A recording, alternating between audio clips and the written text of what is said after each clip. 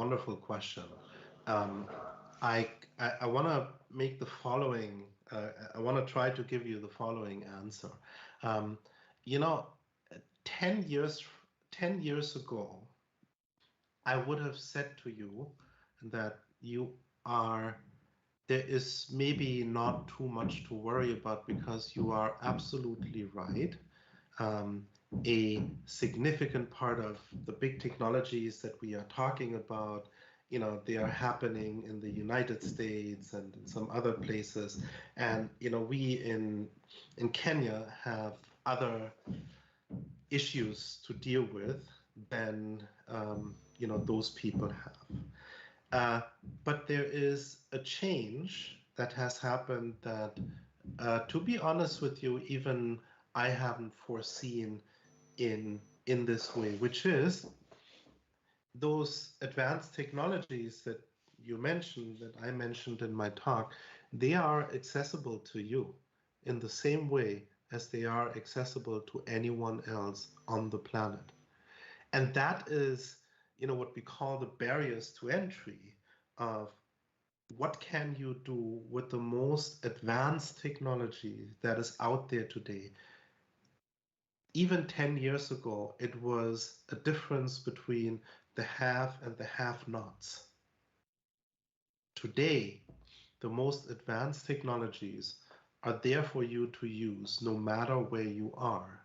Now, the question that you maybe have alluded to is that, are these technologies important and these technological changes important to solve the problems that are genuine to, say, Kenya?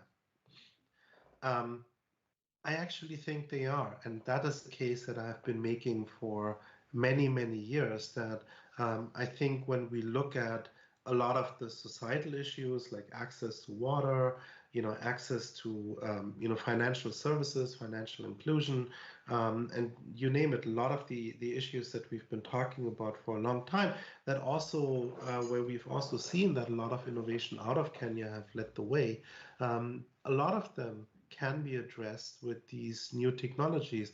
And especially when you think about entrepreneurship, think about it this way, and I'll end on this note.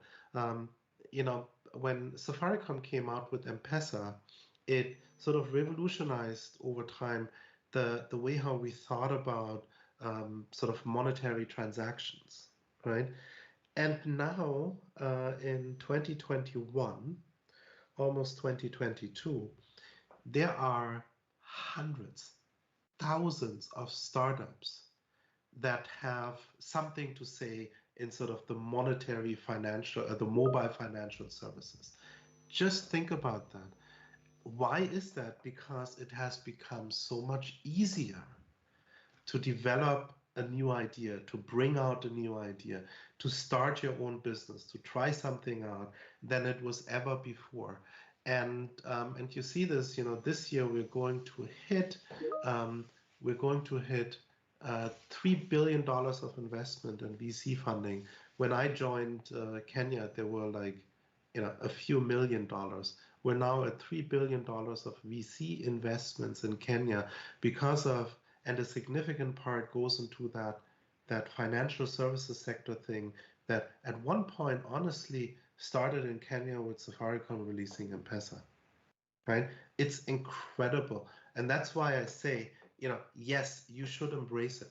I will not move back from this point. You should embrace it because these are not incredibly hard and complex technologies. These are technologies that will be in your life, given that you are so young, that will be in your life 10 years from now. I predict that in 10 years from now, you will think back to this day and you will see that this old guy told you that you're going to work on something related to this new technology in one way or another. And that's my prediction.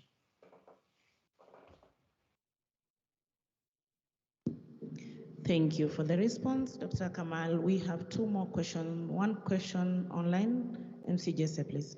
Thank you, Dr. Mildred. We are getting quite some good feedback from our social media platforms. Remember, this event is coming live through different social media platforms.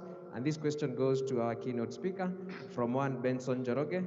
all the way from Mount Kenya University. He's the Dean, School of Education. He's asking, Dr. Kamal, thanks for the presentation. What common units would you recommend to Entrepreneurial University? And this can be combined with the next question.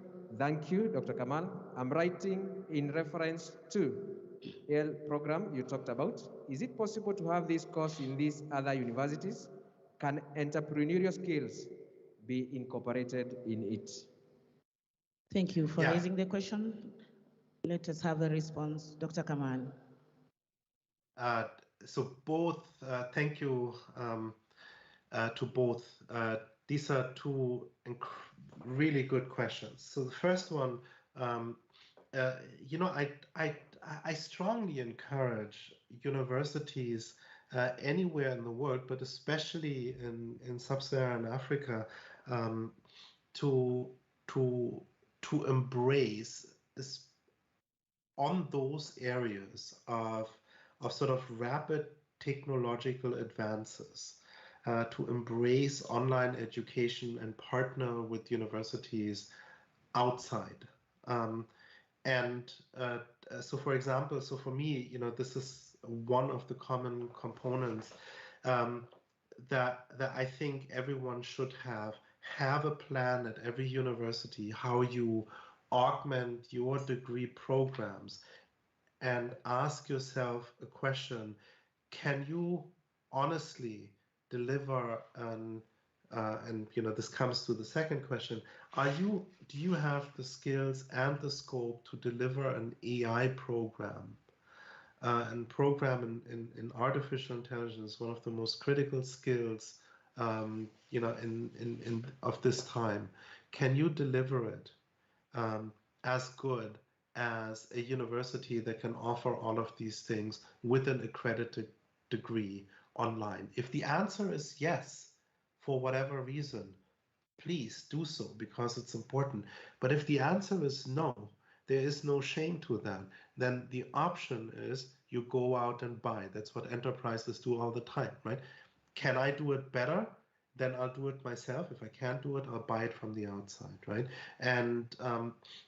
And so to me, you know, this is the online part. The other part I also want to mention very clearly is that, you know, we make a lot of assumptions in terms of what the learning processes are. So for example, you know, as I'm working right now on trying to experiment with these models in Kenya, there is an interesting thought that came to my mind, is that, you know, when I teach, say, statistics, excuse me, when I teach statistics, math is the same everywhere. There is no African math, there is no Indian math, there is no German math. Math is the same everywhere in the world, yes? But how do you support the students locally to embrace and learn together? That might be different here in Germany, where maybe, you know, people have a certain way of engaging together to learn. Might be different in Africa. I have no idea. I don't know. I haven't been a student for a long time. But, you know, I don't know what is the best way of providing this learning environment where self-learning can occur. So if you focus on these two things, I think a lot of magical things can happen. Now, one of the things that I didn't include in here is entrepreneurial skills, for a very specific reason. I also think that this needs to be localized. Sure, what are the common threads on entrepreneurial skills? You know, in my first startup, I had to really learn how to create a good business case and how to, you know, learn all of these jargon that you have to learn. I wish somebody would have told me before I made all the mistakes I could have in my first startup. My second, it's much easier because I've done it once.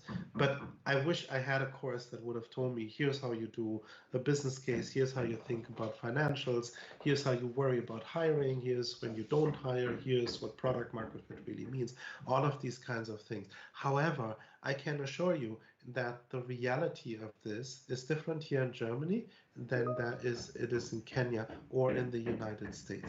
So I think entrepreneurship, even though we all talk about digital entrepreneurship that is global, it's truly local, because you're trying to solve, as an entrepreneur, you're not going to teach to solve a problem, you know, out there in India or out there in China, you will solve as a business founder, you will address a problem that you have in front of your door. Because if you don't do that, it's kind of crazy, right? So that's why entrepreneurship needs to be included in something like AI, but it needs to be localized because the math of AI is global, but entrepreneurship and teaching entrepreneurship is local.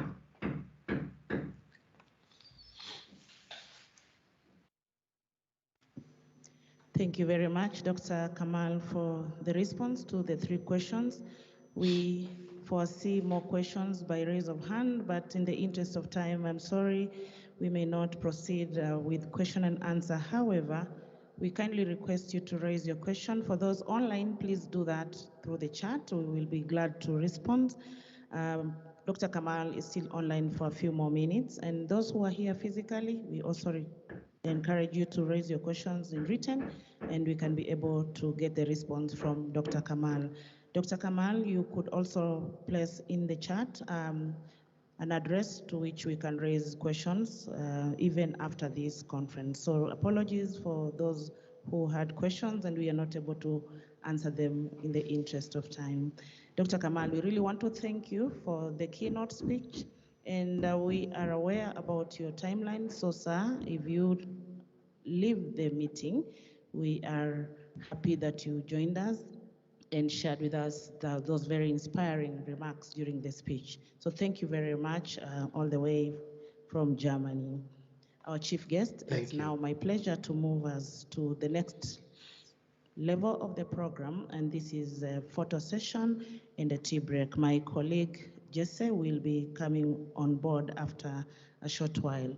May I request our chief guest, our guests here, the Vice Chancellor, Mount Kenya University, the Pro-Chancellor, Mount Kenya University, the Vice Chancellor, Karatina University, representative of the Vice Chancellor Dikut, the representative of Vice Chancellor Kenyatta University, and the Vice Chancellor Chuka Nida to kindly take on stage for the first official photo. Kindly, please move. We will take a photo, and thereafter Jesse will give us direction on the next set of photos. Jesse, please guide our guests on the positioning for this first photo. May I recognize the presence of Beate Schindler-Kovacs. Please, Madam, also join into this photo. Beate Schindler is the head of branch office and representative of DAD in Kenya, Uganda, Tanzania.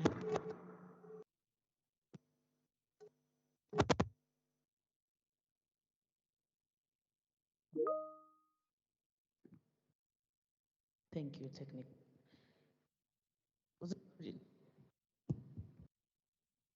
I was Beate Schindler-Kovacs. Thank you. Maybe I need to say sound check. Yeah, sound check now, I am sure. Professor Penina Obudo, please kindly take this official photo. Madam, you're invited to the photo as well. As I introduce Beate Schindler-Kovacs, the head of branch office representative of the DAD in Kenya, Uganda, Tanzania, Rwanda, South Sudan, Ethiopia, and Burundi. Madam has just joined us and she will be talking to us after the tea break. So we are pausing for the photo, please.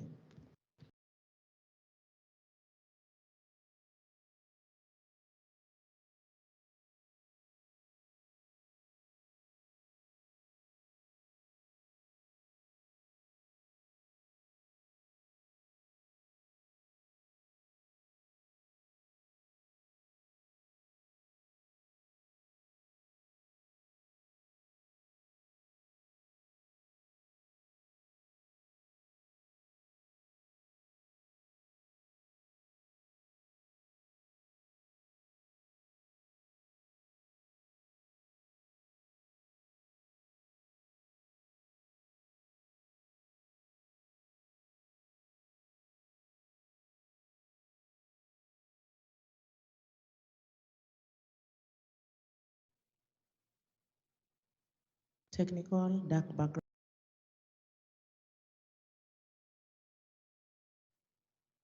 Turn off the screen, please.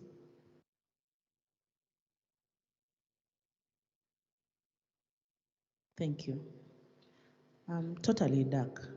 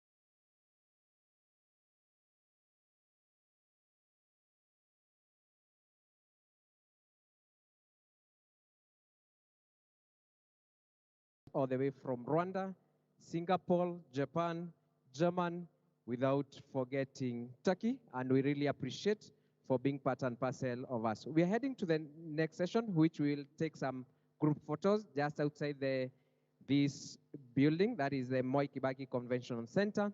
We will head towards that direction.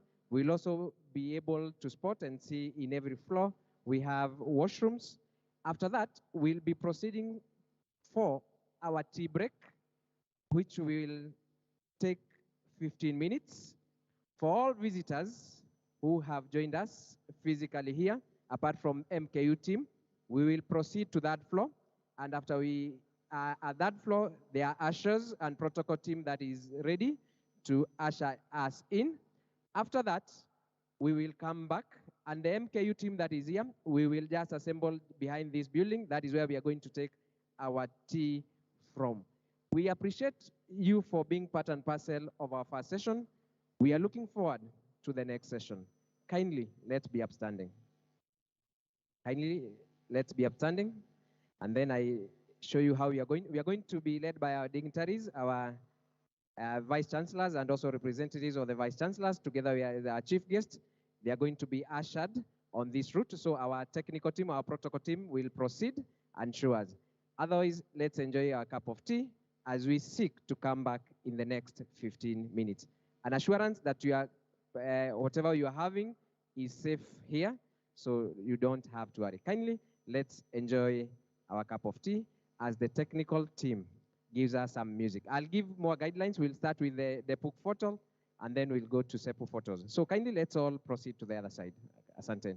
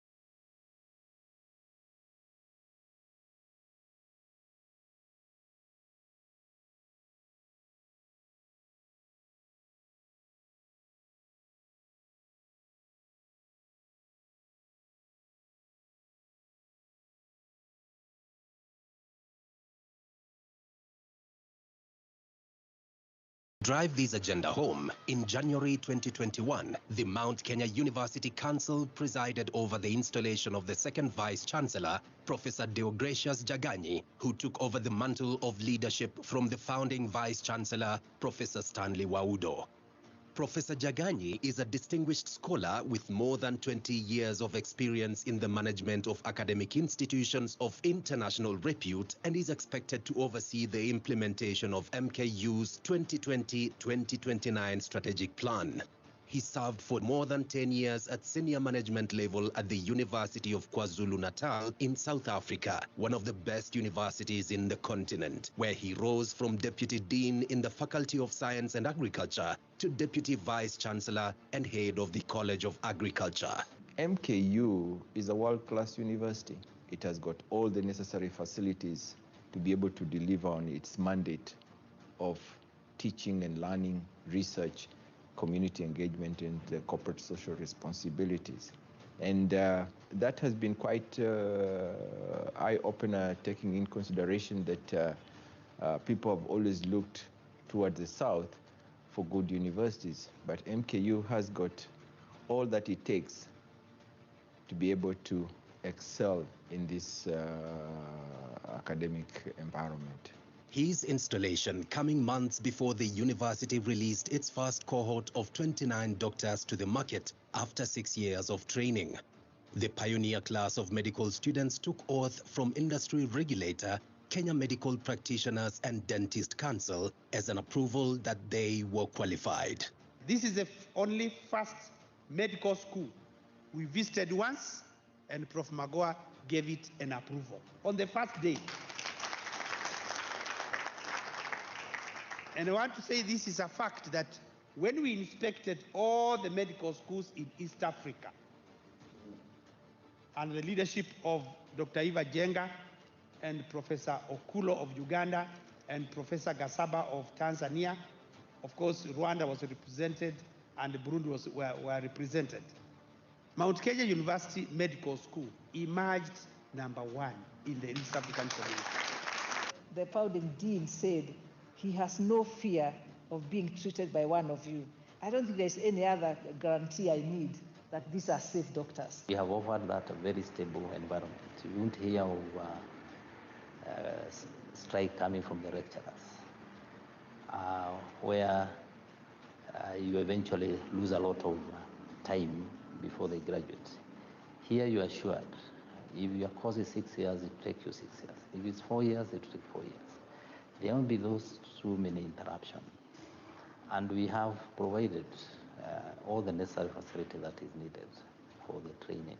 What we're trying to do is to make sure that the patient-doctor ratio is reduced. And you can't do that one without training the medical doctors. And for us, it's a clear sign that MKU can actually be able to compete effectively with any other university in terms of training medical doctors, and both in terms of the infrastructure and in terms of the personnel. The young doctors are currently undergoing a mandatory 13 months internship program. My dream is to become an entrepreneur, open my own facility and go in that direction, or serving the people, which is at my heart. There are so many areas that are unreached, like West Pokot, other unreached areas, and that's where I want to invest and work. It is such efforts of bridging the gap of inequality, we believe, that made Mount Kenya University get recognition by the United Nations Academic Impact, choosing MKU to serve as the global hub for sustainable development goal number 10 on reduced inequalities for a renewable period of 3 years, starting June 2021 to 31st May 2024. We are closing the gap of inequalities. And for our university, most of our students are not the rich student, are the common students from the from the villages and from an environment. And what we have put in place is to make sure that education becomes available for anybody who wants to come to university. We will continue understanding, the economic times that we are in, and making our courses and programs as affordable as they can. Our students and scholars continue to carry out research in a bid to provide solutions to the myriad of health-related problems bedeviling the human race. From the collection of parts of plants with medicinal value to elaborately extracting the medicine and carrying out tests of their effectiveness, we are keen to provide solutions that are effective and affordable. These efforts have not gone unnoticed. MKU remains to be one of the best funded universities by the National Research Fund and also international donors. We are keen to ensure that knowledge gained at MKU is implemented in order to benefit the society. MKU researchers have been instrumental in developing the cancer registries for Machakos Level 5 Hospital and Kiambu Level 4 Hospital. The registries were developed through a grant from the Medical Research Council of UK through a collaboration with the University of Edinburgh. The project is called Precision Medicine for Improved Earlier Diagnosis and Reduced Mortality of Breast Cancer in Kenya. The Machakos registry has been handed over to the county government, while the Kiambu is near completion. The system is quite effective because by just a click of a button in the computer, you can be able to search for any data you require. If you want data on breast cancer, you can be able to get it from our cancer registry, dating back all the way from 2014 to current. And again, if you want to get the demographics of these cancer cases, you can be able to get it very easily. And I really appreciate the partnership we have with Mount Kenya University in this setting up of the cancer registry and in cancer research. We need the registry and for evidence-based policy making, also guiding research in future. Remember that in this country, we have not had an updated cancer registry to know how many people get cancer, how many who gets which cancer, how many are male, how many are female, for purposes of ease allocation of resources. In an effort to play a role in the fight against COVID-19, MKU has acquired a PCR machine, which is used for testing COVID-19 among other viral-related diseases. This has been a major boost to the study of viral-related diseases in a bid to produce antigens. MKU was the only private university in the country whose COVID-19 research proposal was approved by the government for funding in the year 2021. If you break down the red blood cells, potassium will be... Researchers from the university are already undergoing training in collaboration with medical personnel from Machakos and Kiambu counties on how to implement this project. We are happy that the national government is supporting research in our private universities, but also we receive grants from other donors who are international. And our grant portfolio is approaching 1 billion shillings. We are addressing the real challenges, especially in the health sector. And these challenges, including antimicrobial resistance, are really, serious threats. And of course, maternal and newborn health is a big problem for us in this part of the world, as well as the infectious diseases like malaria and lately COVID-19. So by tackling real problems or huge problems innovatively, trying to find new ways of doing things, I think this really makes our propositions quite attractive.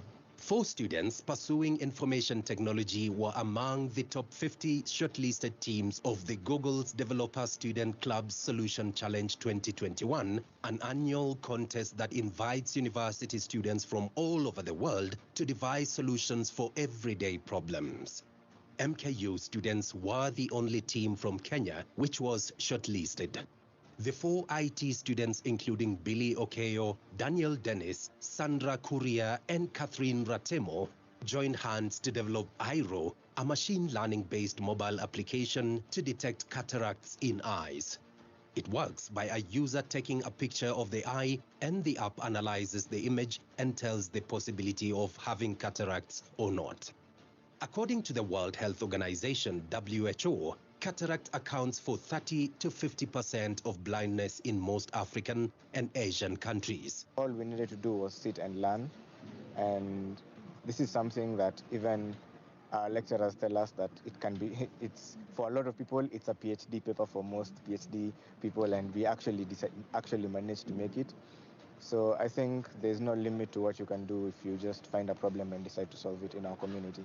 And since we as students, we are really blessed, we have a lot of resources, the internet. I feel like we as students, especially in campus, and our generation in general, like we are in the perfect time to solve a lot of problems that have been ailing our community. Cataract is the largest cause of avoidable blindness in the country, making up 43% of all cases of blindness. In its continued quest to construct world-class facilities, MKU has completed the construction of a 2,000-seater capacity convention center in its Thika campus. The one-of-a-kind building is an architectural masterpiece to marvel at, and is expected to be utilized in talent development and also holding conferences of national and international repute. We are hoping that we can actually use the center to host even the governors' conference in Thika. So this is a facility that is going to be a game changer, be able to lift the economy of Thika, and be able to make sure that what we promise to train our students is actually a ground training facility for those students. The university has also expanded part of its library in order to create a conducive environment for postgraduate students. Your title shapes the purpose of your study. This bearing in mind that the university continues to employ technology in a bid to ensure that the postgraduate students are able to complete their coursework on time and are given the necessary learning support, no matter which part of the globe they are studying from. On the same breath, MKU continues to enhance its infrastructure in different parts of the country, the latest being acquisition of land and construction of the Meru campus at the heart of Meru town, and the construction of the Malindi campus in Kilifi County, which is on its way to completion. MKU has also set up a staff cafeteria at the MKU Alumni Plaza. The cafeteria is geared towards enabling students taking hospitality course gain practical skills, including learning how to manage their own business, especially for those who would opt to be self-employed. MKU continues to support the less privileged members of the society, giving them an opportunity to study in a friendly and conducive environment. The university has also given them an equal opportunity to compete with other students, enabling some of the students who are able differently, like Bill Gwendo Kaunda, to competitively vie and win the position of the president of MKU student body. We have made tremendous strides. Nationally, we are ranked number 2 in terms of inclusivity, university inclusivity of all people. The university is doing a lot in terms of accommodating these people because we have infrastructure that is disability friendly. So the university infrastructure is fitted with ramps and lifts that enable the students to access university services with ease. We have partnered with TV47 to air a program that is called Beyond the Limit, which is aired on Saturdays, 7:30 p.m. And this is about sensitizing the society on how to support persons able differently, give them the moral support, appreciate them, and accommodate them. Awarding of student scholarships through the MKU Foundation has also ensured that students who are less privileged in the society are able to complete their studies. Martin Owila, a former student leader at MKU, who also turns up for the national 15-a-side rugby team, is one of the beneficiaries of an academic scholarship. He is set for graduation this August. I didn't even know I will make it to the university, not because I didn't have grades, but because of the challenging financial situations during then, growing up with a single parent, and then I happened to be a firstborn. So, you know, it was tough. I joined, after high school, I stayed like 2 years before joining any college or whatever. And so this degree scholarship has been a great deal for me. One, because this is going to be the second graduation that I'll be on the ground, and also just being able to see that indeed we have finished this thing that we started. Due to continuous improvement in academics, the MKU Law campus has now been cleared by the relevant professional bodies to offer a master's degree in law. So upward and onward, the university continues to grow from strength to strength and unlocking infinite possibilities.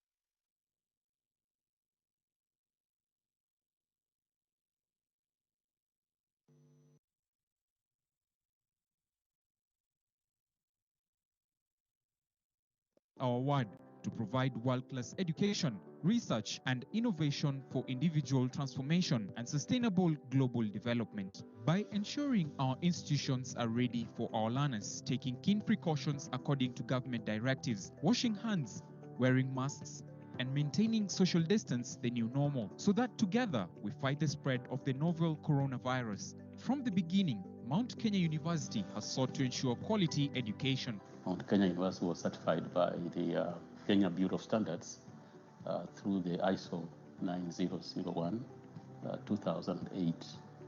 I think it was December 2012. That is like getting a driving license. That you are now good, you can drive.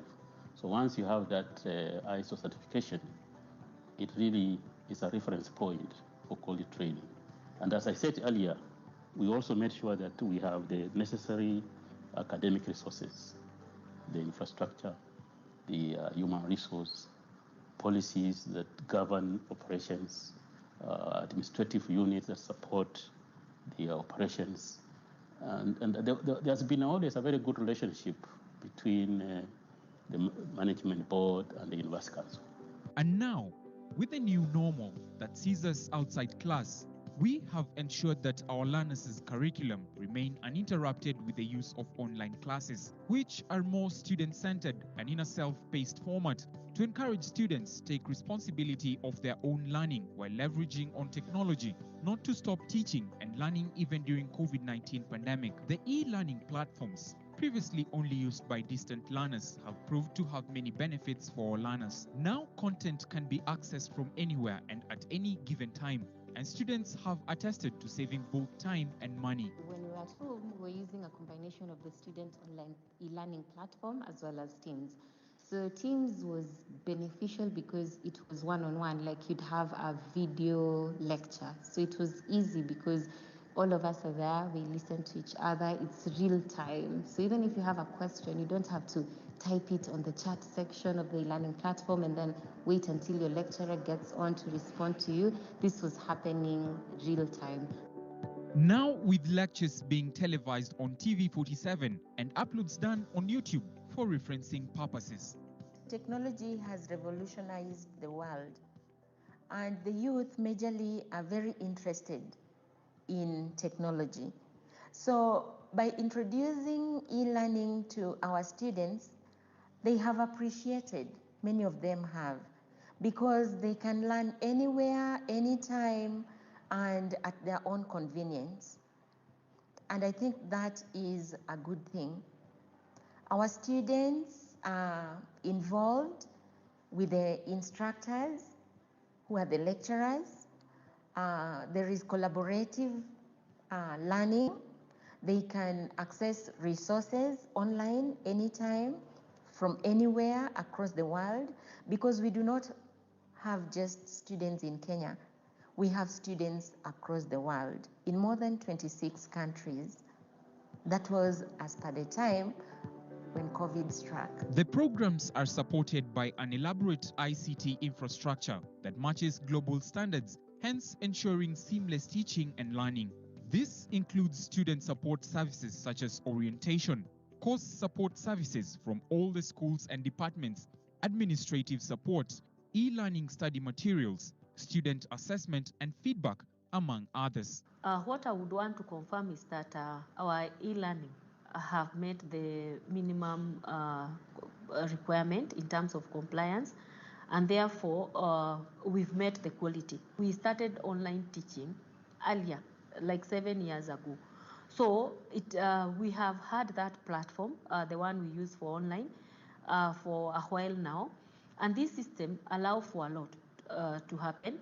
First, it allows for the student to access learning materials. Then it also allows for the lecturer to go in and interact with the student through the chat rooms. The students are also able to post their cards there and even to discuss among themselves using the platform. But when COVID came, we actually even beefed up that system because we were able to bring in other softwares like Teams, which we have been using. So through Teams, students have been attending their classrooms, their lectures, just like they used to attend when it's face-to-face. So we have a timetable where which students are supposed to use. So they are expected to log in to the Teams, and the lecturer gives their lectures in there. So we have been able to improve that by making sure that there is a teaching that mimic almost the face-to-face. The student can ask questions, they can get feedback, and then we are also able to make sure that through the Directorate of Teaching Program, we monitor what goes in there. So we are able to tell that a lecturer logged in and what they did, whether they gave a lecture, how long was it. We are able to tell that the student attended, and we are also able to tell whether the student submitted their assignment on times and all that. So I can assure you that what we are doing is of high quality, and it has met the minimum standard to ensure that learning takes place.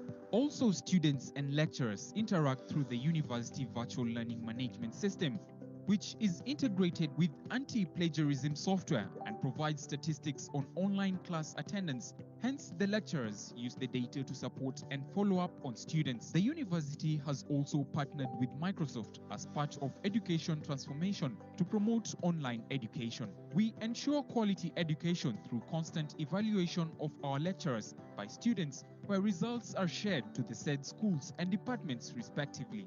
Once our students were told to go home, and of course, one of the directives from the government was to ensure that there is physical distancing and people are able to work online.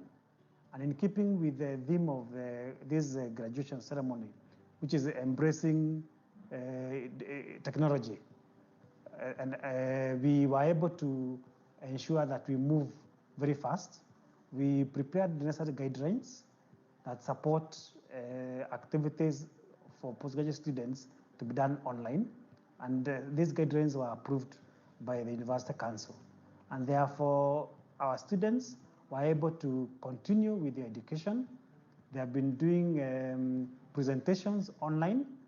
They have been doing even some examinations online, and this has ensured the continuity for our postgraduate programs.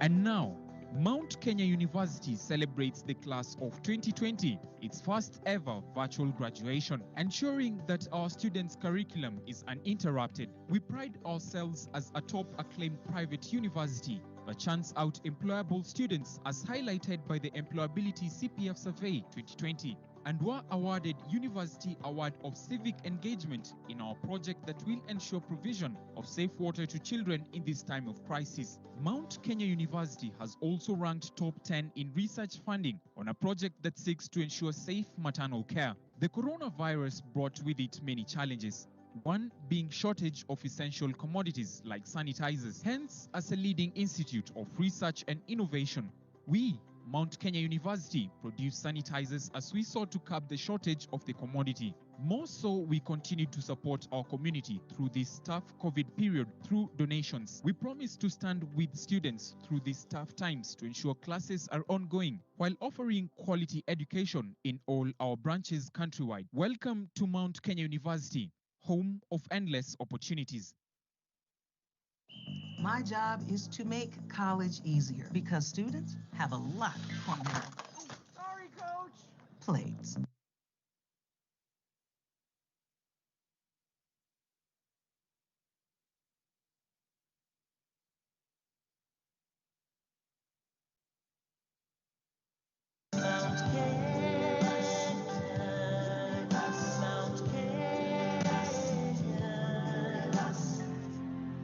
This academic giant continues to soar high in the skies like an eagle, enrolling thousands of students and providing quality, affordable and accessible education in the East African region and beyond.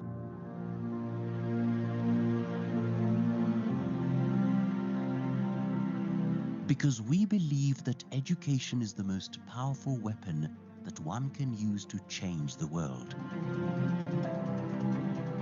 Indeed, it has been an exciting journey for Mount Kenya University, the most popular private institution of higher learning in Kenya and the East African region.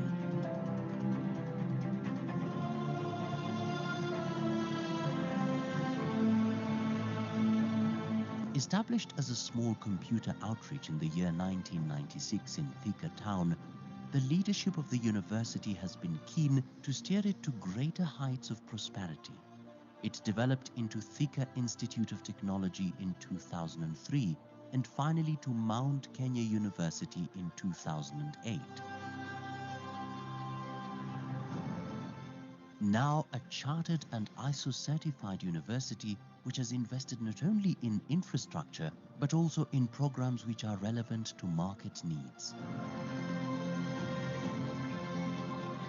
The main campus is situated in Thika. This is the epitome of quality science-related programs.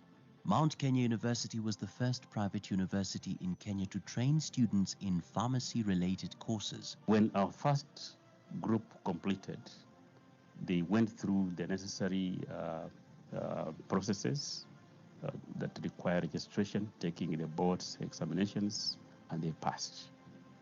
That then meant that they are eligible for employment, and I want to say that all of them are now employed. Since then, the university has never looked back, delving into more and more science-related programs, establishing the College of Health Sciences, which incorporates the medical school, School of Nursing, School of Public Health, Clinical Medicine and Pharmacy. We are offering programs that are acceptable by various stakeholders. This ensures employability, it ensures with quality, and gives a lot of confidence to the stakeholders. This is a good university, a great one. Personally, I call it a small Harvard in Africa.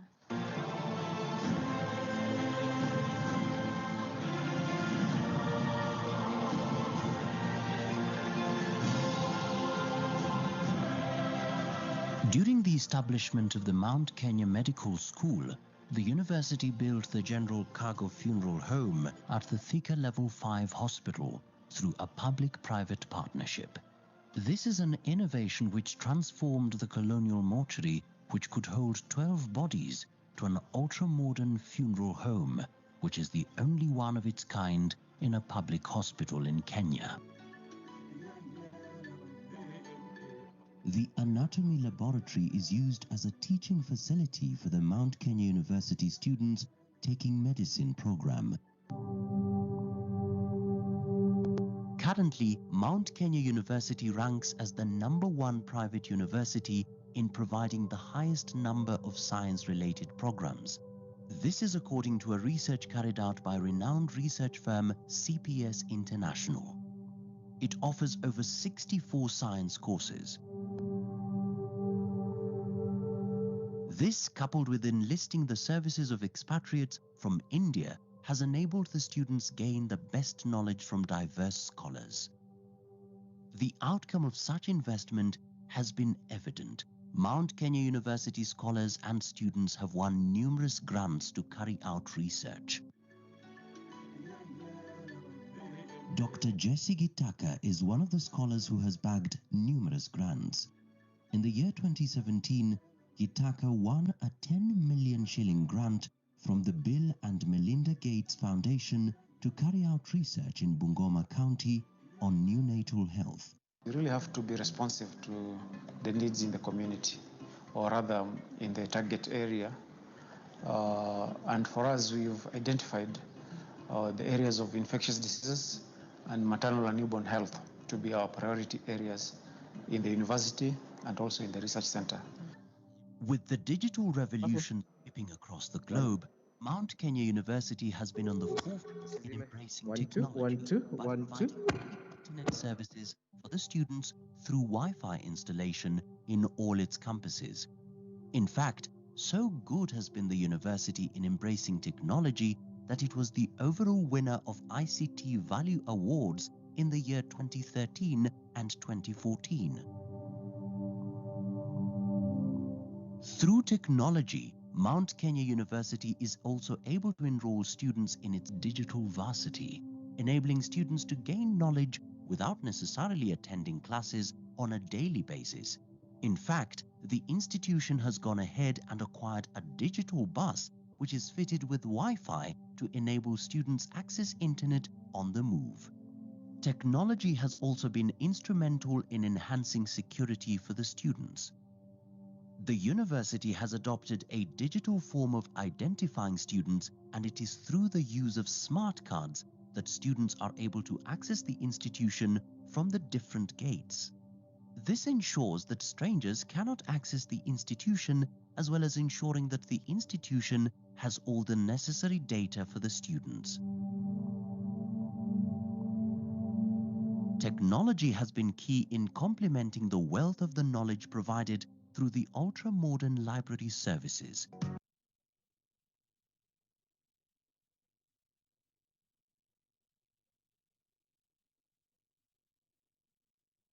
One, two, welcome back, 1, 2.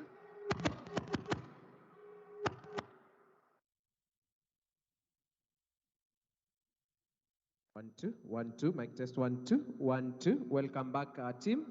Those of us outside, kindly let's get back to the podium.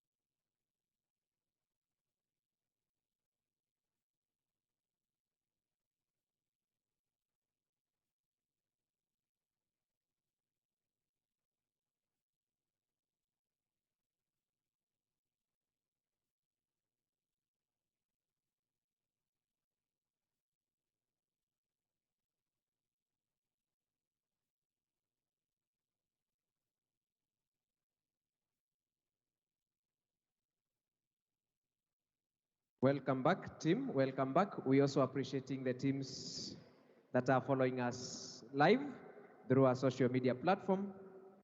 I can get a message from Queen Taps, who is saying she's following all the way from her office.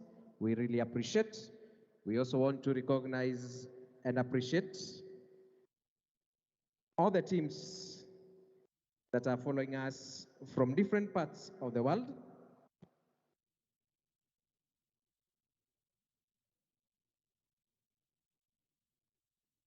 We want to recognize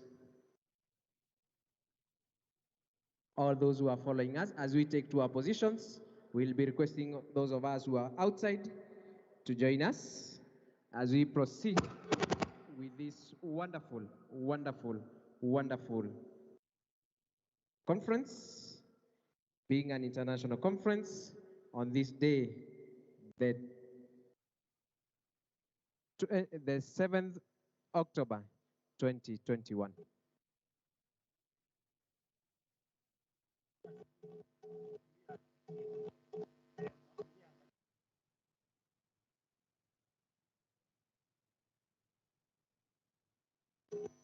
We appreciate all of us who have come back. I am sure that we have had a nice session.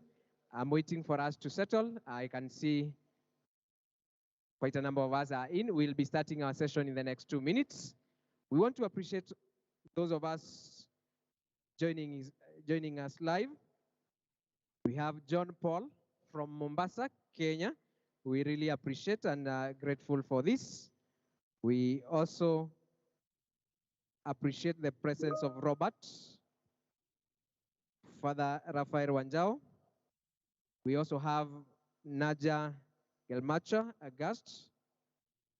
We also appreciate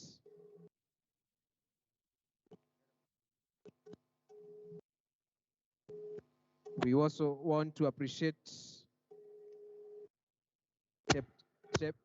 Chepto Sitani, as well as Magui.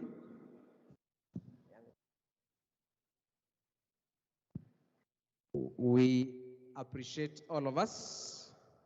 Tabitha Maina, we can see you and we appreciate. James Wakahio, we also appreciate.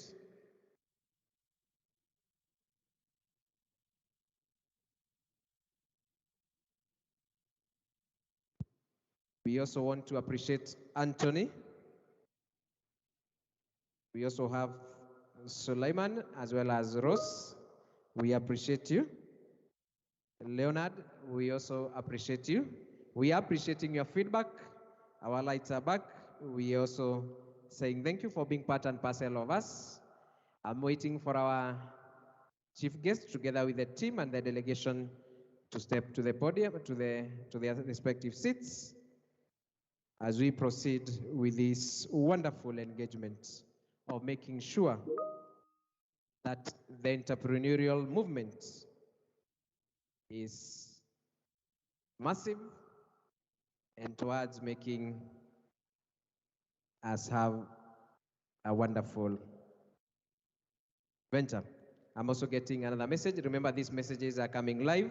You can join us through our social media platforms, Microsoft Teams, Facebook, Twitter, handles, YouTube, and we also want to appreciate our sponsors, DAD, for being part and parcel of this success story. With us also, we also want to appreciate our sign language interpreter, Madam Hope Wairimo, and we really appreciate for the good work we are doing to make sure that this is done. Where we also want to appreciate you for following these proceedings. I can also get a team from KU who also joining us live. And I'm being told that you are part and parcel of this success story. Remember, this is brought to you in by Collaboration for Entrepreneurial Universities, SEPU, and we'll also joining hands with the PUC, that is Developing Entrepreneurial Universities in Kenya. Ladies and gentlemen, I believe now we are settled. It is my honor and privilege to invite Professor Peter Moshiri from Dedan Kimathi University to go on with the next session. Kindly, Professor.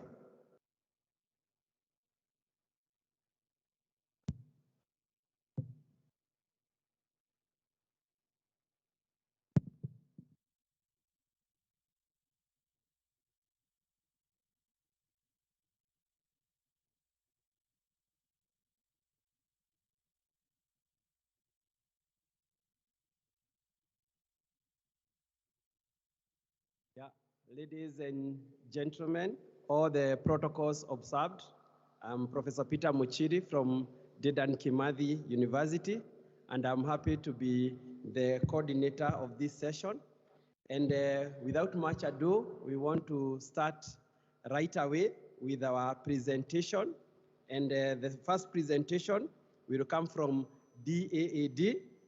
It's about the strengthening the labor market-oriented approach of universities in Africa, entrepreneurial universities in Africa.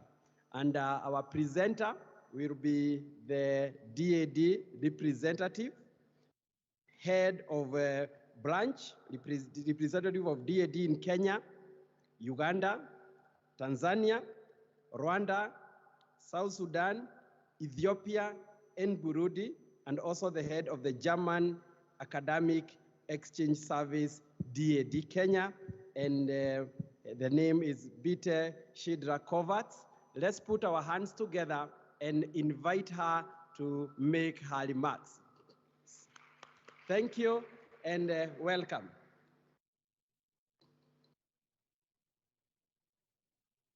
Of the German Academic Exchange Service, DAD Kenya, and the name is Vite Shidra Kovacs.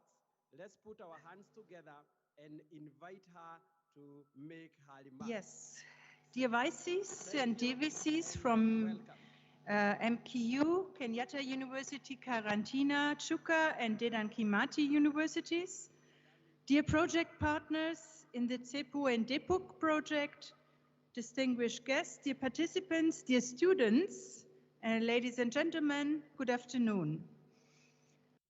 On behalf of DAAD or DAD, German Academic Exchange Service, I welcome you to the International Conference on Entrepreneurial Universities in Africa. Karibu sana, herzlich willkommen. It's a great honor and pleasure to follow this invitation, and I'm very glad to meet you today and learn more about the results of your project works. And I'm really glad to have a meeting here today, face to face, after 1.5 years. It's really a real merit to meet you all here in this wonderful conference hall. This conference is part of the DAD-funded higher education program, so-called Entrepreneurial Universities in Africa, or so-called EPU. Since 2018, the DAD supports with EPU the labor market and employability orientation of higher education institutions in Africa.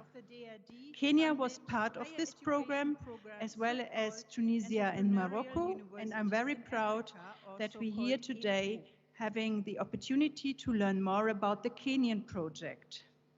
High unemployment rates among university graduates are a major problem in many African countries. Higher education institutions should tackle the issue by focusing more on applied education and by adjusting their teaching and research more closely to the needs of the labor market in general.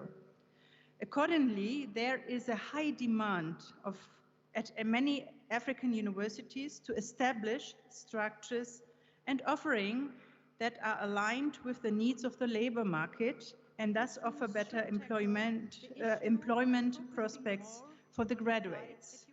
So EPU's aim is to bring youth to employment, and this with promotion of entrepreneurial thinking, teaching and acting at the universities. Also, institutional change in the structures and offering of the participating institutions are supposed to act as key indicators for the development towards entrepreneurial universities. These are the program objectives. Now let's look at the implementation and results. During the 4 years funding of the 2 projects, CEPU, leading by University of Applied Science Bonn-Rhein-Sieg with a consortia of German and Kenyan partners, and DEPUC, leading by University of Saarland, as well with a consortia of German and Kenyan universities, they have achieved a lot despite the corona pandemic.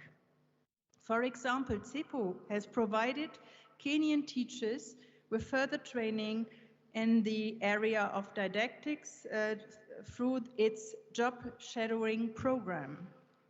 33 workshops have already been staged thanks to CEPU, and more than 750 people took part in these workshops.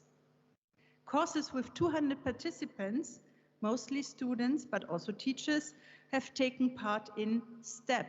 STEP is student training for entrepreneurial promotion.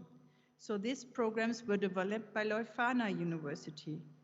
All these measures were able to foster a climate of innovation that is having a positive impact on the employment market and on a future-ready corporate culture. Another example, DEPUC. DEPUC promotes entrepreneurial activities for students, university staff, university management in Kenya and Germany through startup weekends, strategic workshops, project management workshops, learning about pitch and presentation, and workshops for business plan school. So I would like to congratulate you, dear project partners, on these successes and to thank you for your work, efforts, and patience in these difficult times due to the pandemic with a lot of unplanning and also travel restrictions. And I would like to encourage you as partners to continue with your international exchange and collaboration. You know, the DAAD motto is change by exchange, and that is particularly relevant in these times. We would like to enable exchange, university cooperation, and mobility, and that is our main concern, but also the protection of our scholarship holders, partners, and employees is our priority. And I would like to ensure you, dear partners, that the DAAD will continue to support you and will be open for new ideas and initiatives, and we also launch new funding programs. In times of global travel restrictions, and for the time being, digital platforms and digitalization are of key importance in providing information to students, university staff, and researchers. As I conclude, and since we have many key players in higher education here today from Germany and from Kenya, I would like to recall that DAAD, as an organization facilitating international academic exchange and collaboration, strongly believes in the value of joining hands and minds across borders to analyze challenges facing our institutions, societies, and jointly finding solutions. I'm sure these projects and partnerships provides you as project partners and the students with new knowledge and skills, and there are proposals and ideas for the future and on solution how to tackle the needs of the labor market better and more effective. The DAAD will continue to support capacity building, and we will offering this through scholarship programs, higher education management programs, and through university partnerships, centers of excellence, as well as through networking. Dear participants, with those few remarks, I would like to hand over to the project partners and learn more about the successful projects and wish us all a fruitful conference and meeting. Thank you once more for your attention.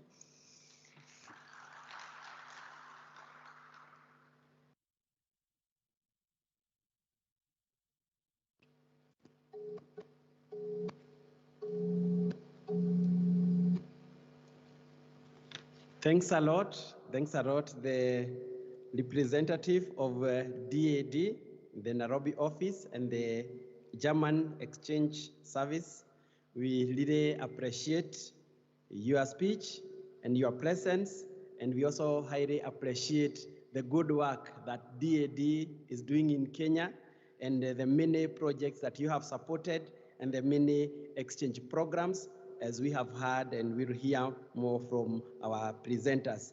So we will kindly allow us to take the questions after the two other presenters have made their remarks, and then we will have a final Q&A towards the end. So for any question to the representative of DAAD, kindly hold it on until the other two presenters are able to present. So the other presenter is the SEPU Collaboration for Entrepreneurial University, the SEPU project leader, Christine Freitag, and she's from Bonn-Rhein-Siegen University of Applied Sciences, Germany, and it will be done online. So we kindly want to confirm that Christine is online so that she can make her presentation. So Christine, I hope you can hear us. Yes, I can hear you well. Thank you very much. Thank you. So, Christine, to make her presentation. Welcome. Let's please acknowledge her presence with a nice hand clap. Thank you. Welcome, Christine. Thank you very much. I'm just making sure that my colleagues who will be presenting with me will also take the floor, if possible. So I'm going to invite my project partners, Professor Vanderi, Dr. Kiroa from Mount Kenya University, and Dr. Mildred Naviri from Kenyatta University to join us on the floor. And then I'm just making sure that my colleagues from Germany are also able to speak. So I'm just give them permission to do so.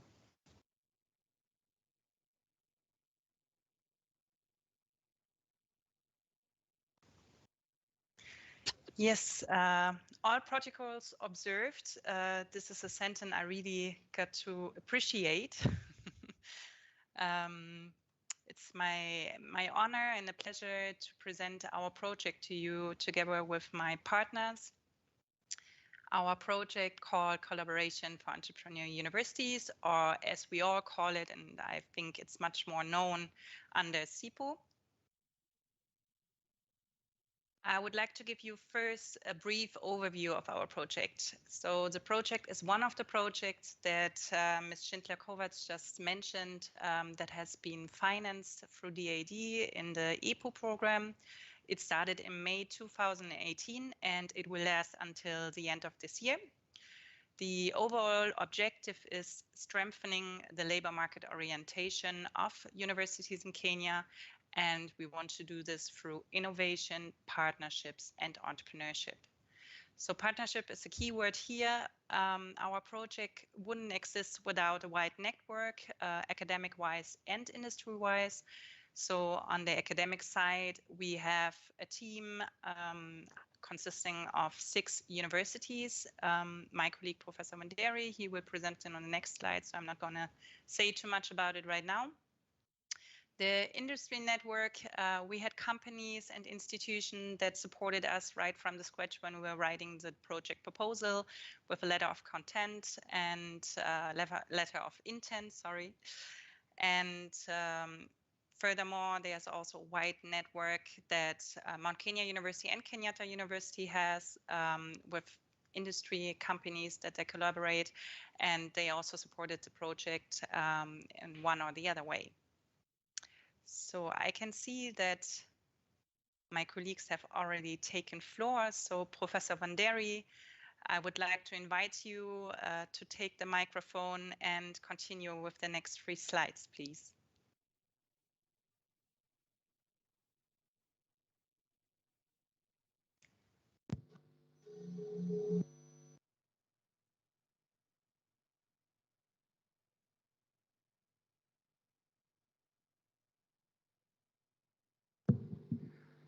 Thank you very much, Christine, for the good introduction. Mine is simple. The partners in CEPU were the 5 universities in Germany, 4 universities, that is Bonn-Rhein-Sieg, University of Applied Sciences, Leuphana University, and Wismar University, and the 4th one is, because we are still within the project, up to this year, is the Leipzig University. In Kenya, there were 2 Kenyan universities, and these are Kenyatta University and Mount Kenya University. So next slide, please. As we said, this is a celebration of collaborations, and these are the coordinators within from the universities. Robert Mayer, that is from Leipzig. Elizabeth Anning is from Leuphana University. Dr. Kirira and Professor Wanderi from Mount Kenya University, Dr. Mildred Nawiri from Kenyatta University, Christine Freitag from Bonn-Rhein-Sieg, University of Applied Sciences, and Dr. Hamut from Wismar University. Next slide. And as I said, and I'm repeating, is a collaborative activity. So these are the organizations, the industry partners that came on board, as it was said by the Pro-Chancellor when we were doing the proposal writing. From the Kenyan side, we have LIWA, that is the linking industry with academia, and the Kenya Private Sector Alliance. And we appreciate their presence and their input. Thank you. Next slide, please.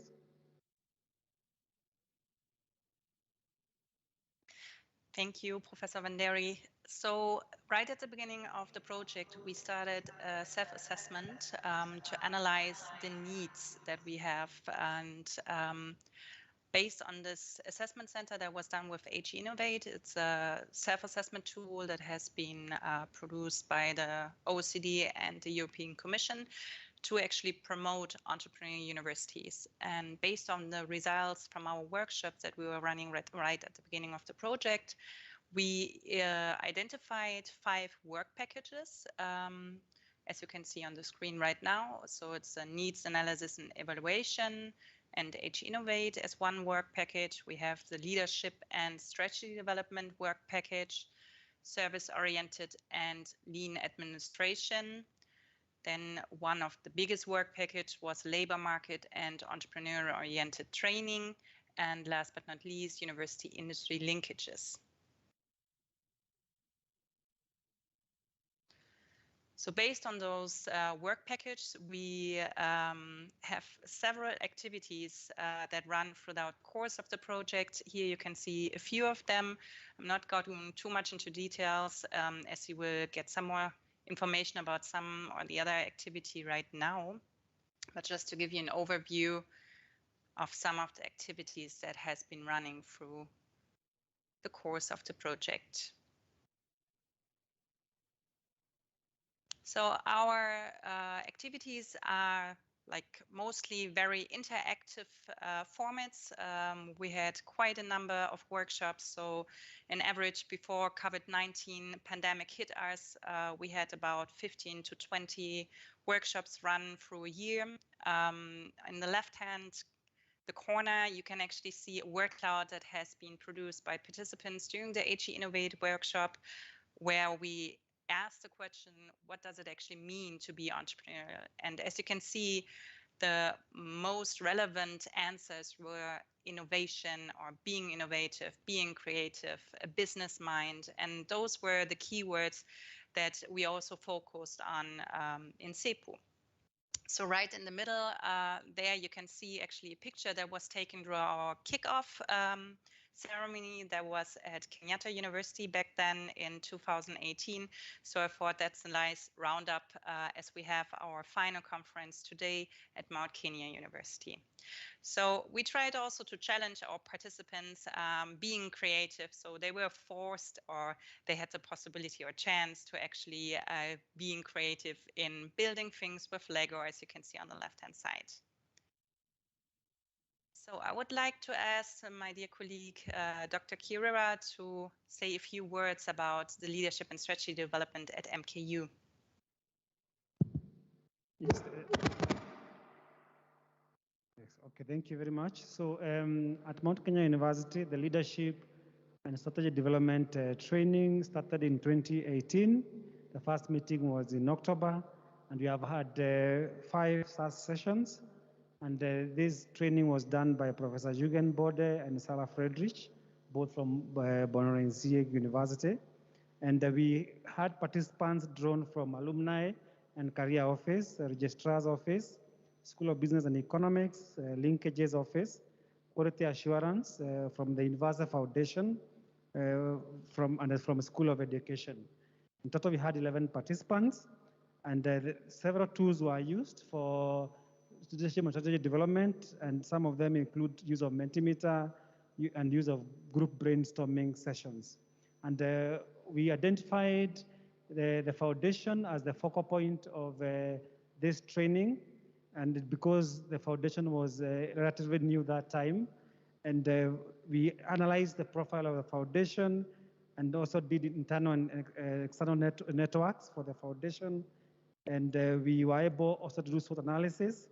And from this exercise, we were able to come up with 6 strategic goals, and which includes the first goal on strengthening and expanding the identity, student education, and outreach of the foundation.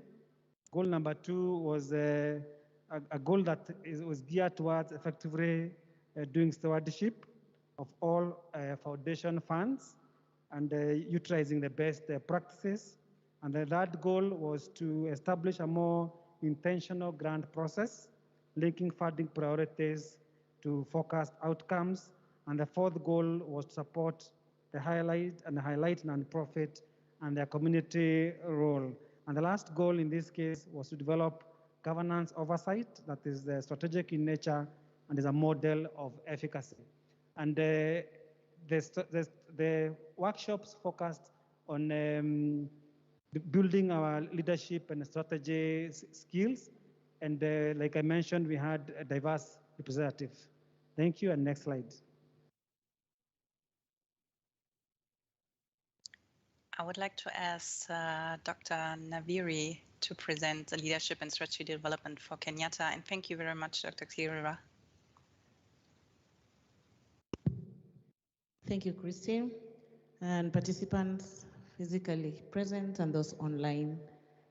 Dr. Kirira has already mentioned about the trainers for these workshops. They were running parallel in Kenyatta University and Mount Kenya University at the same time.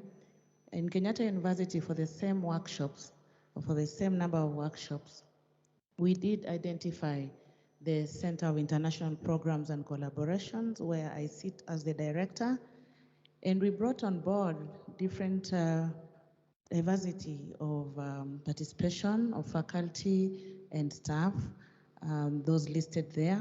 Actually, they can raise up their hand, they are here. That's part of the team that drew this strategic plan for the center.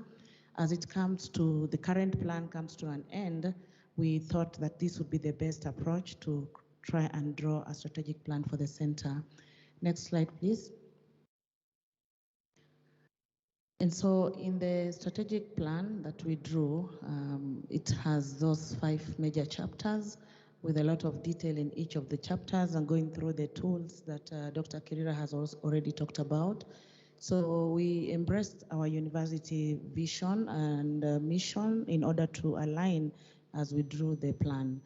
We went into analysis of various aspects that are going to affect our goals of the center. We did a lot of SWOT analysis and pestle analysis, social, economic, the legal, and all those kind of political analyses that would affect the center, because this is a center that operates within the international arena. And without going into a lot of details, then we did raise our issues and objectives that would address those the analysis, and did a framework for the monitoring and evaluations that we can be able to tell, for example, attracting international collaborators, attracting local collaborators. What are some of the issues within the environment and outside the environment that would affect them, and we can monitor and evaluate that. And we have recommendations made that are geared towards presentation to management and to buy in so that we can adapt this strategic plan. Thank you.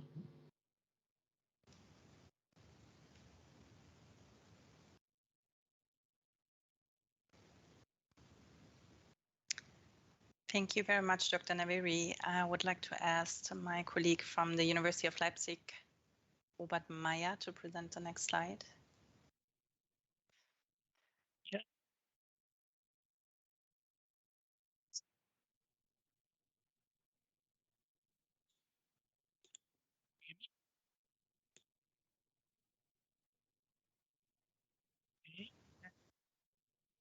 Okay, looks like you can hear me. Welcome to Leipzig. I send you regards, and I would like to present you perspective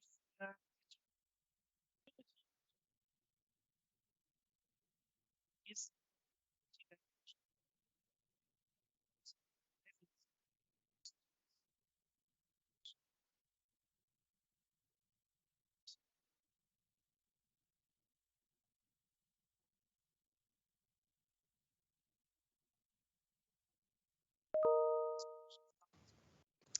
Robert, I think we can't really hear you.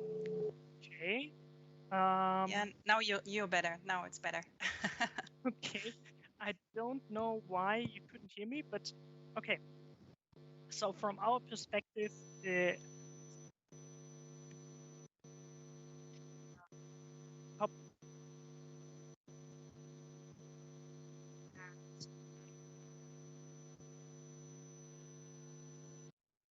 human-centered process improvement, so solving framework, and yeah,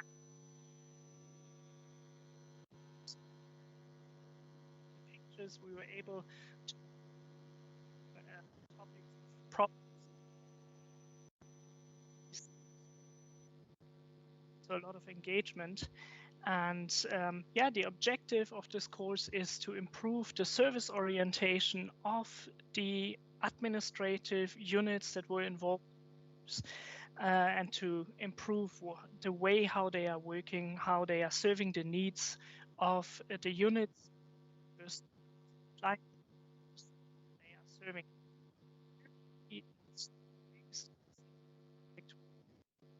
Further kind of employ a bit fix it the seed network. Thank you.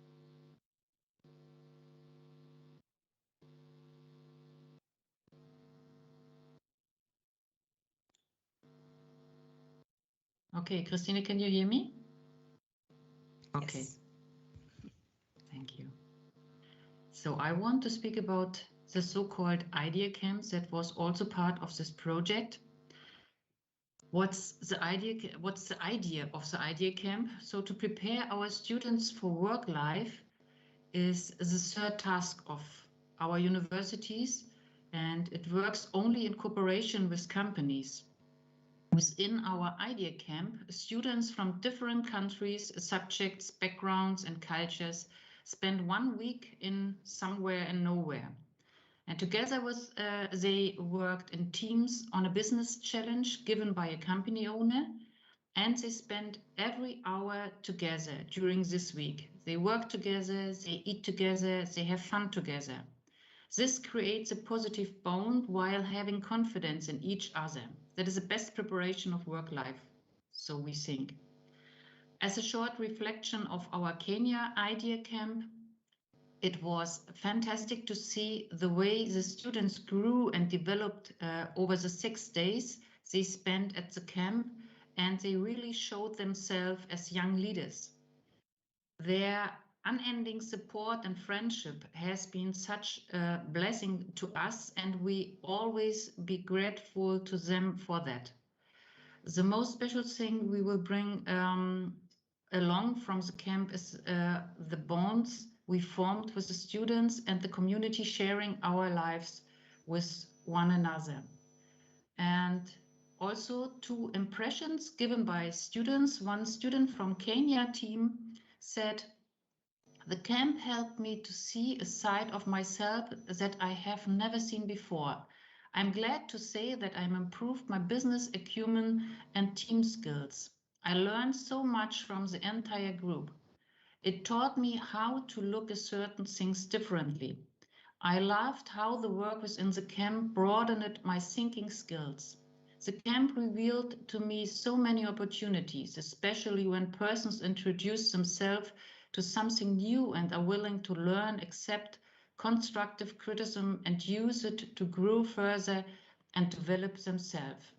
And the impression by one German student was, "Traveling 13,000 miles away from my home, Germany, to get to the idea camp was one of the scariest and best things I could have ever done. It's crazy how quickly I became friends with 17 strangers from all different walks of life. I enjoyed the wild nature activities in Kenya. It was hard work every day, but I was so happy when at the end of a session with a group of friends, we were all able to explore the nature in Kenya. In general, I made so many memories during this camp. I have grown a lot as an individual. The experience I had will be of great benefit for me in the future. So our idea camps will held in Germany, Namibia, South Africa, Kenya, and in Peru, and hopefully one day we will launch the first cross-continental idea camp. Thank you very much. Okay, I think I will then just continue with a step, and it's a really difficult task for me to put all the experiences and all the things that happened in the last almost 3 years into just 3 minutes. So we've done 5 train-the-trainer workshops with a step to give the opportunity to many students to receive the step training. I'm sure, I know that Kenyatta universities and also Mount Kenya University now have a fleet of super competent trainers who are able to give the content of the step trainings to their students and encourage them to see entrepreneurship as a career option. For me personally, it was also a great experience. The project in Kenya was my first project I've ever launched. And I also personally grew a lot in the cooperation with both partner universities. So thanks a lot to everybody who was working alongside with me to make STEP Kenya happen at MKU and KU.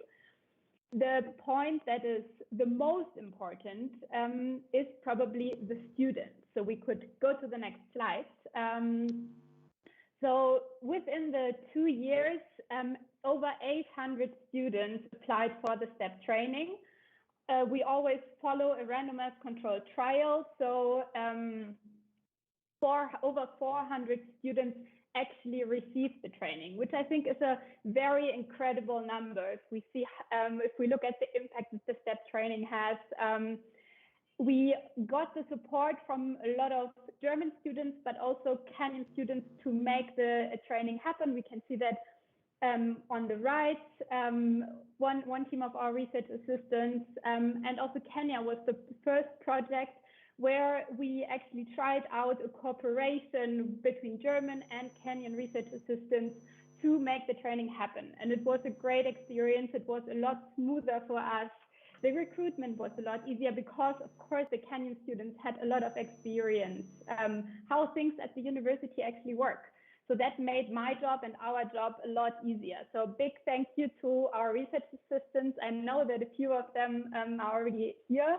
We're very thankful that you are there to make STEP happen, because it wouldn't be possible without you. On the other side, there are, of course, the students who take part in the STEP training, which is also very interesting to see students grow. There are so many stories I could tell, but I will only choose one group. There was a group at MKU who I think made the most profit in a STEP group I've ever seen, with a very easy business idea. They were just selling popcorn, but in a very creative way. They had all different kinds of flavors. They had, I think, strawberry flavored popcorn, chocolate flavored popcorn.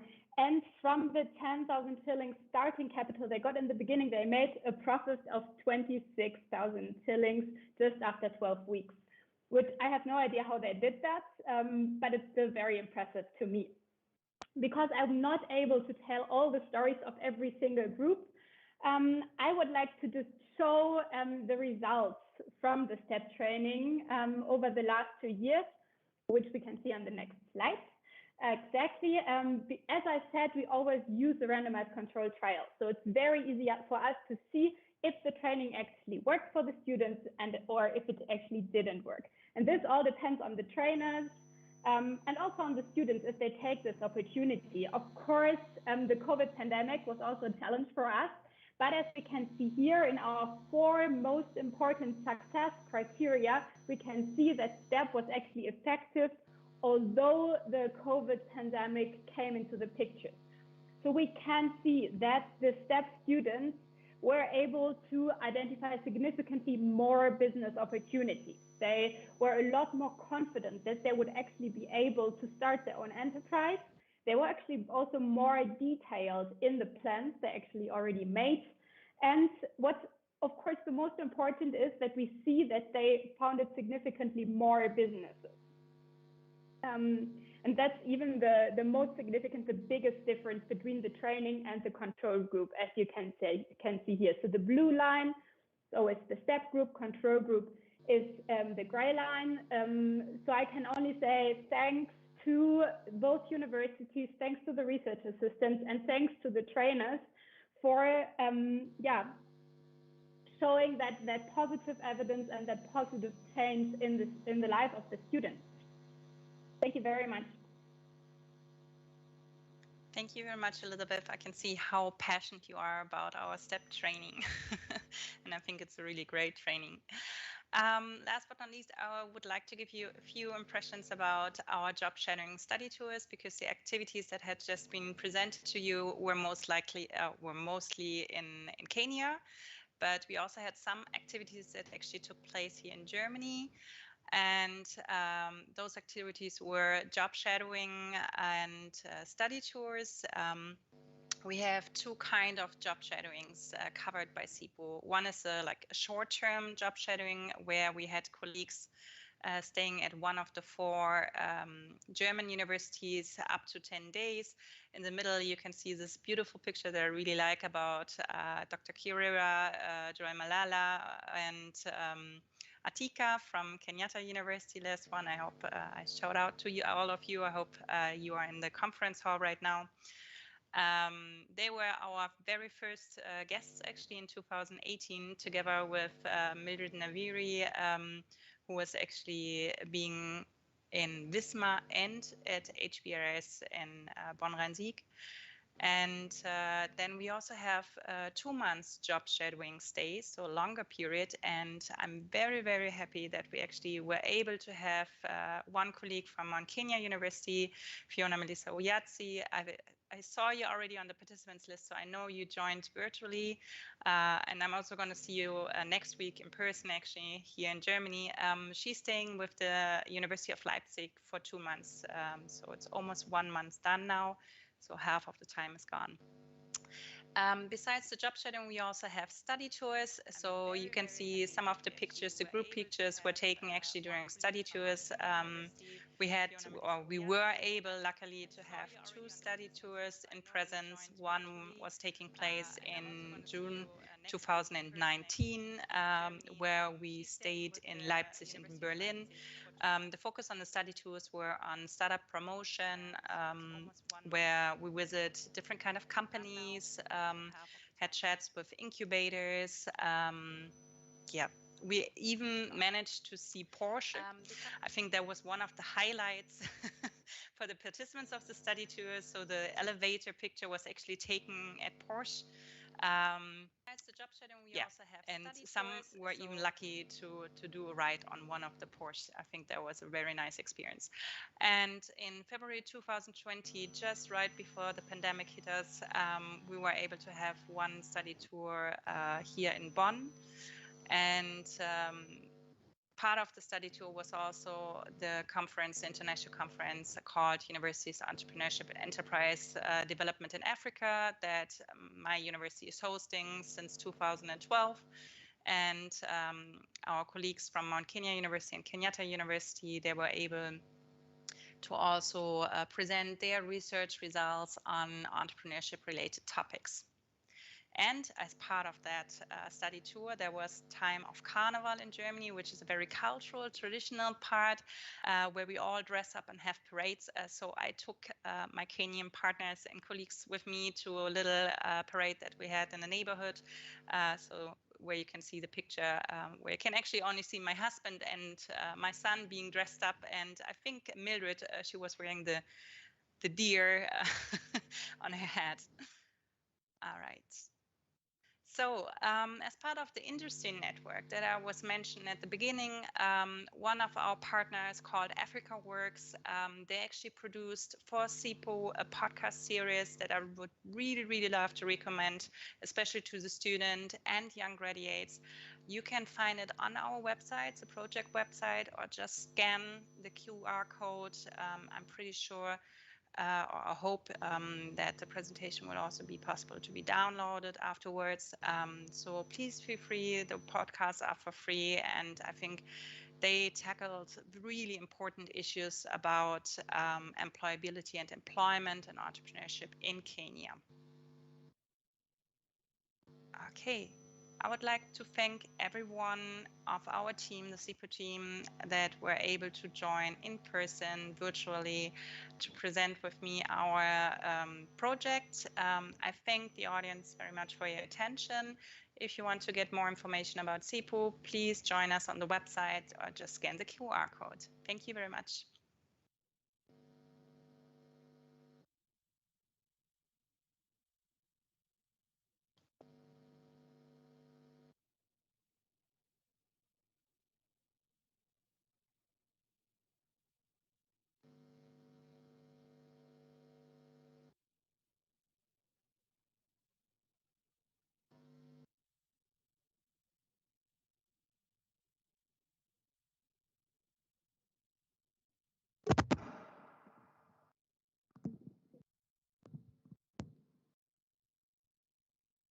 Wow, that was a very nice report from the SEPU project. And members, let's kindly give them a hand of applause for the nice presentation.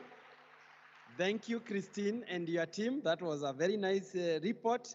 And now, without much ado, we would like to invite the project leader of the DIPUK project, Dr. Anida Banjwa, who is from Salon University, Germany, to come and make the presentation about the DIPUK project. So let's put our hands together as we welcome Dr. Nida to come and give his presentation.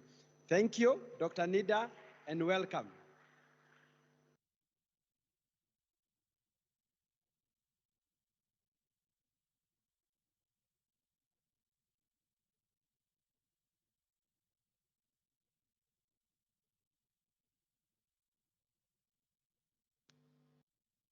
So hello and good afternoon from my end as well. So I just need to ask the technical team to enable me to present, which they just did. Thank you very much.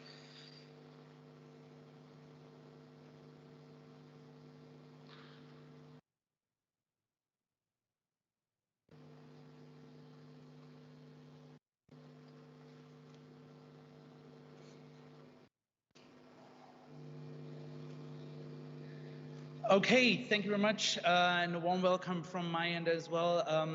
I'm so glad to be back in Kenya. It has been a long while for this event to happen and for us to be here physically and be present and see you, all of you guys again. So I've been talking to Ms. Schindler-Kovacs about this opportunity for us to meet again, to be here face to face, to talk to each other, to know about the spirit of this project, to know about the spirit of entrepreneurship, and see how we can make something out of this project. So that's why I would open up my talk with a few comments on the presentation that was done by Dr. Kamal, because he obviously, as somebody working on in a university, a private institution in Germany who focuses on distance learning, has to make a case for digital education, obviously. So I am all for the digital education part, and I'm totally glad that we had this experience in this project to actually develop virtual means of explaining entrepreneurship. But I think the brick and mortar universities, as he was criticizing them, that they are not scalable and they are not necessarily the future, I feel we are very much well and alive. And that's so great to be back here in this vicinity, here to talk to each other. And I think I can talk for the students that are here as well. It's the same case in Germany. All students are looking forward to meeting again at this place, at this environment, at this university. So I would say the brick and mortar universities are the future. And hopefully the digital means can augment our way of educating our students, as well as these transnational events where we are able to not only communicate to this local audience, but also to talk to an international platform. At the same time, I feel there's a lot of teaching that can only happen in physical presence. Would you be willing to go to a doctor that has been trained only on a computer? You would want somebody to have seen how you actually work on a liver before that person does something on your liver. So I think the universities are actually there to train a lot of people on different methods and means, and there are certainly programs that you could actually do online, and I'm pretty sure AI and computer science are things that you could teach yourself online. But I think there are a lot of things that we universities, be it here in sub-Saharan Africa or in Germany, we all are very well aware of what our capabilities are and what we could do in the future. And at the same time, and I think that is something that Dr. Kamal was already mentioning, that entrepreneurial teaching needs to be localized. And I think it is really important to say that we have tried our level best to make sure that those concepts that we have available in Germany, in Europe, in the Western world are actually checked and tested upon, and see whether they also work here in the local Kenyan context or whether we need to adapt them. And so I'm pretty happy that this collaboration over the last 3.5 years has enabled us to exchange our thoughts and ideas and come up with project results that actually work for the local context. So with those opening remarks, I am really thankful for all of you being here. I'm really thankful to the universities that partnered with our project at in Depok, that is Qna University, Qna University, and Dedan Kimathi University of Technology, for being so great partners over the last 3.5 years, where we have tried to accomplish a lot. But I'm also thankful to Mount Kenya University today for hosting us, and Kenyatta University obviously for being also part of this big group of local partners with which the German universities had been collaborating in the past.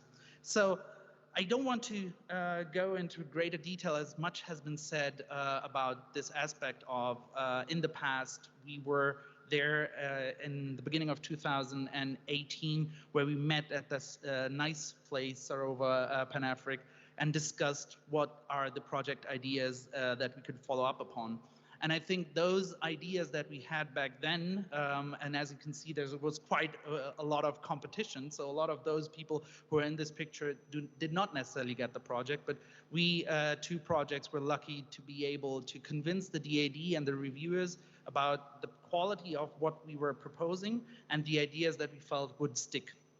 But before I can say something about the ideas that we developed back then and that were part of the project itself afterwards, let me do a very short, brief introduction about Salon University, as we are comparatively a very young institution for Germany as such, and share some similarities with the partners we deliberately chose, and luckily the partners deliberately chose us for collaborating here together. Because we love to say that we are at the heart of Europe, our institution, and that actually means that we are not necessarily in the center of Europe, but there are a lot of countries surrounding our place, our Salon, with neighboring countries such as Luxembourg, Belgium, France, so that we already have an international flair to a lot of things that we do. We host 6 faculties, and that's why I was referring to the medical school as something where we feel, hey, this is not something that you could actually do online solely. There's certain elements that you could do, but we have a medical campus where we do a lot of training for doctors, but we also have different faculties that basically make us a full-fledged university as such. With a great number of students that we have and a comparatively lower number of professors because of the differences in the German system, we felt that we as an institution were very comparable to the institutions we chose here in Kenya to work with one another, because Salon University is actually considered to be in a rather rural place of Germany and not necessarily at the center stage with the big names of the cities that you would know. But nonetheless, we attracted a huge number of students, and we also attract a huge number of very highly capable researchers that have actually enabled us to become one of the center stages of international research.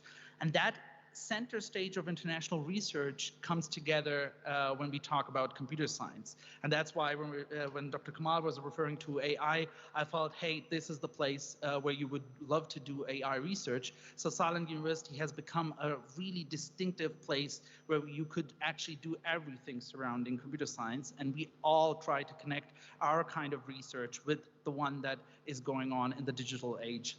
And that's more or less my final presentation slide on this on Salon University in general, has resulted in us being a place where other institutions love to host their own facilities. So if you've heard of Helmholtz Center, which is a really prestigious institution, we have a lot of Helmholtz institutions at our university present because they're working on pharmaceutical research as well as they're working on cybersecurity research. But we also have engineering places such as Fraunhofer directly located at our university, making it possible to think on how do you actually transfer knowledge into something practical that could be actually used.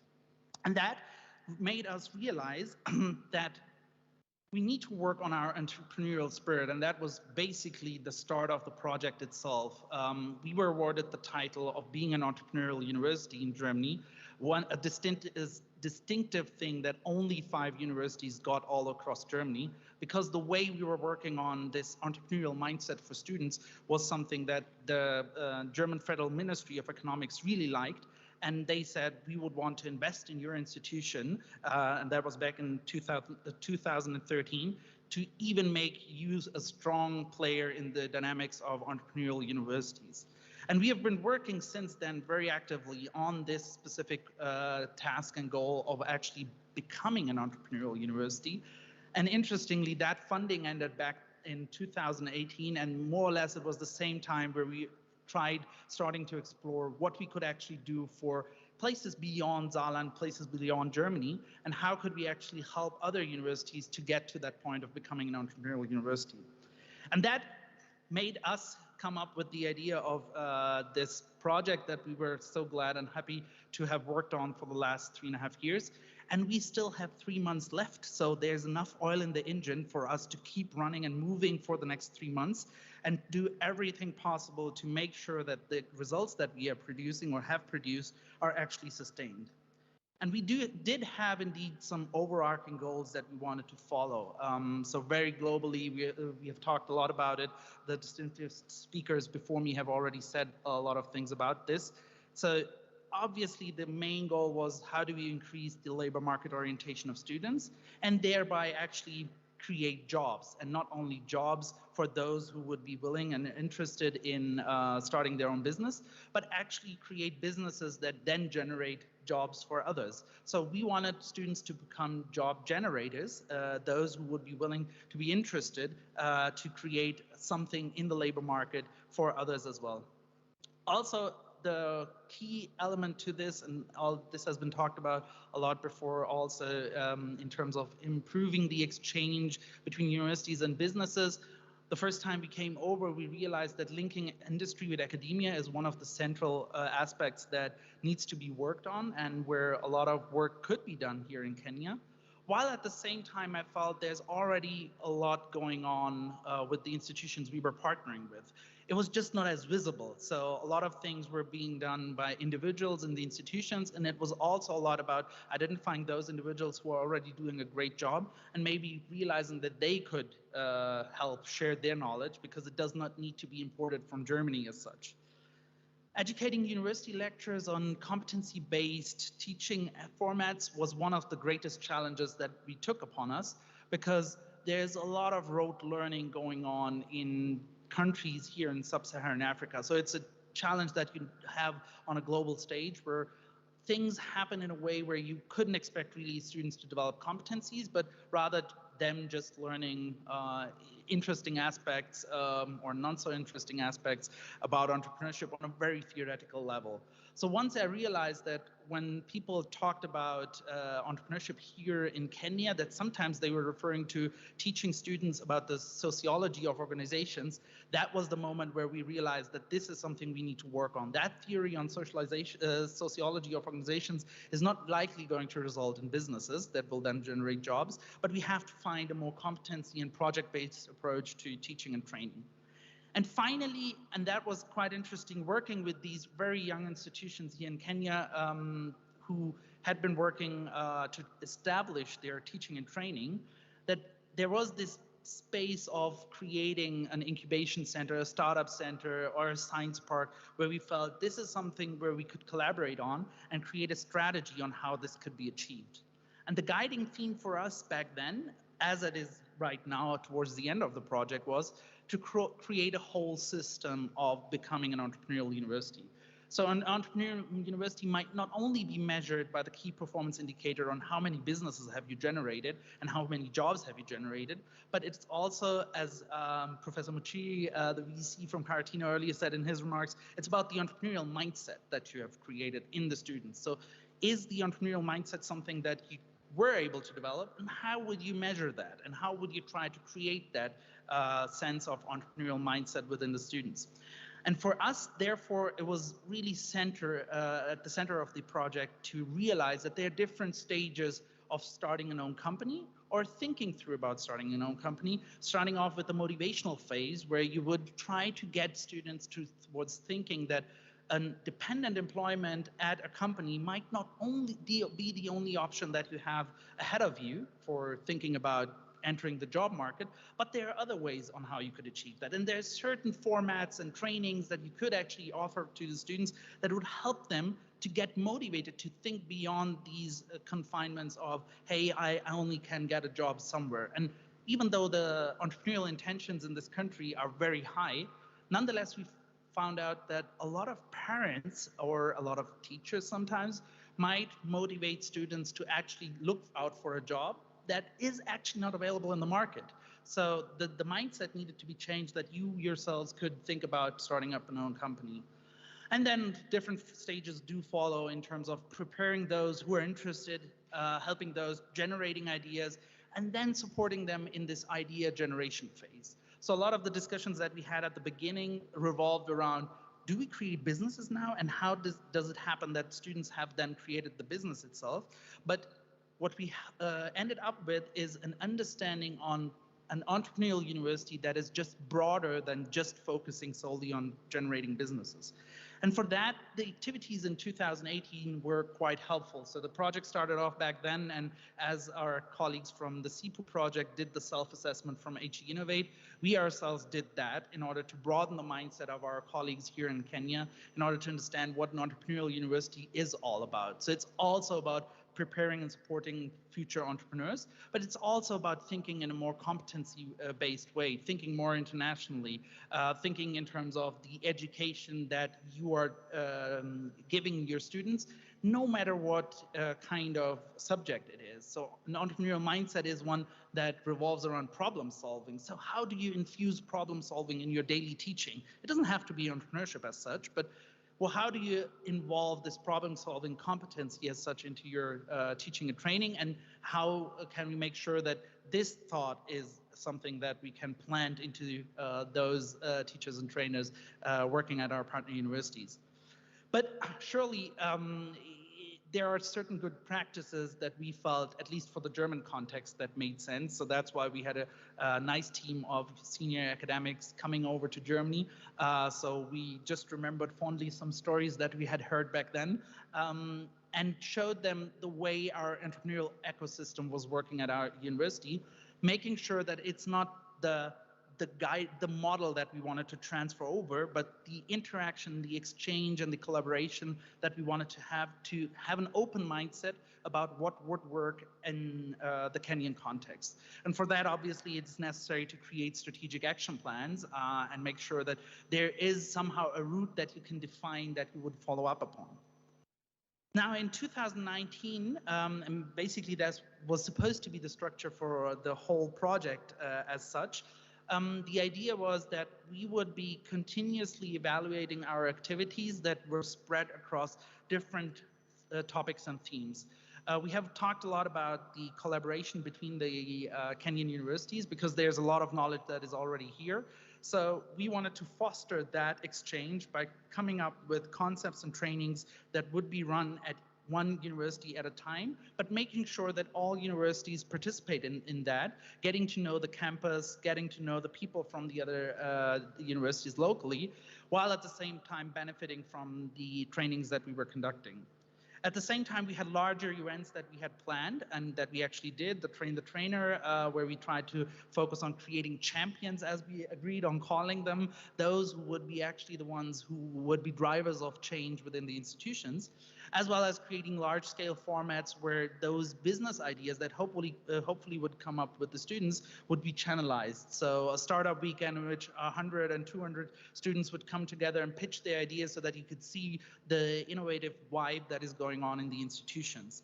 So a lot of those things were planned, and actually a lot of those things were done in 2019. We were able to accomplish a lot of the goals that we had intended to work on, with a lot of trainings on design thinking, business models, and startup workshops. So those that we were able to conduct over here, while at the same time also making sure that a group of champions were over for a Train the Trainer event in Germany. And as you can see in the picture down below, a startup weekend event in which over 120 students from 3 different universities actually participated. So it was a novelty for us to bring together the minds of those interesting students, not only in one university solely here in Kenya, but also again across these different universities. So as I said, the initial intention was to follow up upon this model of activities, but then COVID struck. And it was quite a confusing time for us at the beginning of the year of 2020, because we did not know how to deal with this. Should we just wait and see what happens? We were thinking about just waiting 2 or 3 weeks, this will go away. And then after a while, we came to realize that we need to fundamentally change the way we wanted to actually work on this project. And for 2020, actually, what we were able to then do and divert a little from the initial plan was that we were thinking about, or actually did, virtual workshops and trainings for teachers and professors. So we started to figure out how is the way that we would be actually working on this. So even though the participation level at the beginning was very high, we realized that there was a virtual fatigue going on after a while. As we already said, we are so happy to be back here together at this place, talking to each other face to face. So it worked out well for 2020, but it made us realize that we will need to change our activities for 2021. And one of the core changes that we actually started quite soon after the COVID situation started was creating virtual means of teaching and training entrepreneurship. And my colleague Teresa was here, who you can see on the pictures and a lot of videos. Teresa is very famous at 3 universities in Kenya, namely Qna University, Qna University, and Dedan Kimathi University of Technology in Nyeri, because she has been the face that over 700 students have seen so far, and hopefully by the end of the year there will be approximately 1,000 students who have seen her face and have learned from her about teaching and the methodology of how to create a business. But it's not only her that students see, because from its inception we realized that the self-learning approach is not likely going to be the one that will work for entrepreneurship, because the ideation phase actually means that you have to talk to other people, you have to get in touch with the potential customers in the future and try to realize what is the market that you would want to explore. While at the same time, there needs to be a role for the teacher and trainer here in Kenya. So the model we followed here was a blended learning model in which teachers and trainers from Kenya were involved. So Professor Muchiri is one of those, and Professor Rosemary is here as well. So those were the ones who were actually involved on the ground here and still running this course very effectively, which I would call one of the great successes of our project, and a positive outcome out of COVID, because if COVID would have not been there, we would not have come up with this beautiful product that we now have as a sustainable product that can be used in the future. Well, in 2021, we then again decided to take a step back and realize what is it that we could actually achieve in this year and not follow the initial plan exactly as it was intended. And one of the key things that we understood from the feedback that we got from the virtual workshops on entrepreneurship was that students were looking for a way of showcasing their ideas, of prototyping their ideas, being able to show what was going on in their minds. And what we know actually from our research and from a lot of research in entrepreneurship is that one of the things that can be very helpful in entrepreneurship is if you have a visual representation of what you are actually trying to talk about. And therefore, at the beginning of the year, we came to realize that one of the great things that we could achieve for our partner universities here in Kenya would be if we establish fab labs, fabrication labs or maker spaces in these 3 universities, which basically are nothing else than a very modern digital way of creating prototypes for certain products. So having a 3D printer at hand, having a CNC machine at hand, having just a drill at hand in order to create something out of plastic, out of wood that you could show for and go to some investor or talk to some expert who is interested in that particular product. So based on the feedback that we then got from this virtual workshop, we realized that one of the main focal areas that we would want to work on this year would be the the Fab Lab itself. And even though we are not able to travel over to Kenya, or our Kenyan partners were not able to travel over to Germany, we created the possibility of having virtual tours through Fab Labs in Germany, giving them an understanding and a feeling of how this would look like and how these things would actually be perfectly integrated into one another. So therefore, what we have intended now, and I'm lucky to announce that only 5 days ago, we got the final approval from the DAD, who we were able to convince to invest in these equipment, in this equipment, in order for us to be able to create the Fab Labs. So it's just a matter of a few weeks that we will be able to see those Fab Labs coming to life at the 3 universities. We are now in the stage of actually training those who are going to be working on those different Fab Lab machineries and equipment, making sure that there's a sustainable impact for students as well as staff members for these project results. I could talk through a lot of different activities that we have done over the course of the years, but I feel that it's not necessary to go through each individual course itself. I think it's just important to say that we have achieved quite a lot, because a lot of those trainings that you can see here, and they are still ongoing, have made us aware of the necessity of understanding different entrepreneurial concepts, and then making sure that that capacity that we have built amongst the staff members is actually put to use in terms of creating digital or face-to-face learning opportunities for the area of entrepreneurship. And for that, what I can list in terms of the achievements that we have had in the past is that we have over 700 students that registered and participated in the entrepreneurship course that we created so far. As I said, we are hopefully going to end up with about 1,000 people participating in that by the end of the year. We have had over 200 students so far participating in Startup Weekend events, which is also going to increase this very weekend, where we will be hosting another Startup Weekend in Nyeri at the Dedan Kimathi University of Technology with at least 100 more students. So this number will go up to 300. And we have been able to teach 150 unique individuals at these 3 universities and equipping them with different areas of entrepreneurial competencies. And if I say 150, that means those people have gotten a training multiple times. So it's not necessarily 150, it's about 700 unique individual trainings that we have done over the course of the last 3.5 years, which I feel is a great accomplishment by our Kenyan partners, as well as our team at Salon University, who have managed still in this difficult time of COVID to achieve this. Now, to sum up and come to the end of my presentation, the question always is, did we achieve our goals? And I was quite happy at the beginning of the project to see from the vice chancellors of our 3 partnering universities that they really focused on defining key performance indicators that would have shown, did we actually move? Were we able to create a difference in the way that the universities were working on?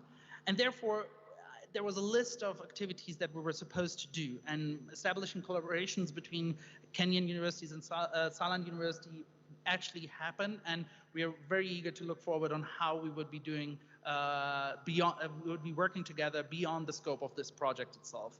We were able to conduct a self-assessment that helped explore on what the different areas are that you could work on in terms of entrepreneurship. We are still in the phase of doing the train the trainers, so we are not yet fully satisfied with the number that we have, even though we have over 50 people already trained at the moment. We are still looking for increasing that number by the end of the year, so I would say it's still work in progress because we would want to squeeze out everything that we can from the last 3 months of this project. We were able to show that even though there is a link to between industry and academia, that we could improve on that and figure out ways how in a creative thinking process you could already involve challenges that come up from the industry and try to figure out a solution for that. And actually, we were quite happy to see that over the course of the time, for example, at Dedan Kimathi University of Technology, they established a particular structure for a startup center that is creating these supporting structures that would help you to create a platform where students would come together. And as Professor Muchiri was referring to earlier in his presentation, Qna University is in the process of actually creating that startup center, which would then be home to a lot of activities that we have done in the past. So we feel we have gone a long way, and there is certainly a legacy to this project. And one of the legacies is that we have made it possible through this project that students at Kenyan universities have developed business ideas that are growing. Now, Professor Muchiri from Dedan Kimathi University of Technology was referring to one of the business ideas because of my receding hairline, that they had actually developed some product that I could put on my head in order to have a little more hair there. So they're not only the deep tech ideas that are flourishing, there are also problems and challenges that we have, or the males here have, that are being solved at some of the universities, and it's really interesting to see how these ideas will grow in the future as well.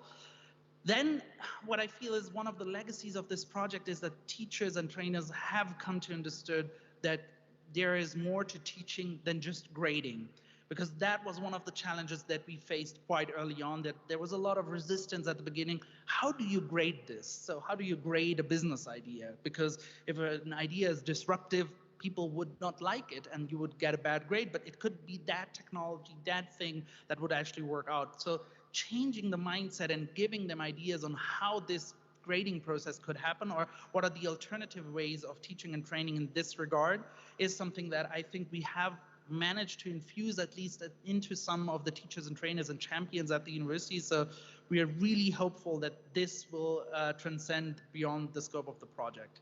And finally, I think the last slide for me here to talk about is the challenges ahead, because even though we have talked a lot about the accomplishments that we have achieved, we have talked a lot about the things that we have done in the past, that does not mean that there's not a lot that is still out there to be worked on. And hopefully there will be avenues that we could actually follow up upon this. So one of the things that I'd like to make clear that is something that I feel is important in order to sustain some of the activities is, if I were able to talk to policymakers, I would always say there's a need to allocate human resources to entrepreneurship education, because it's something that is actually going to get you revenue, a return on investment, once those students who have been equipped with that knowledge would go into the labor market and start up their own business.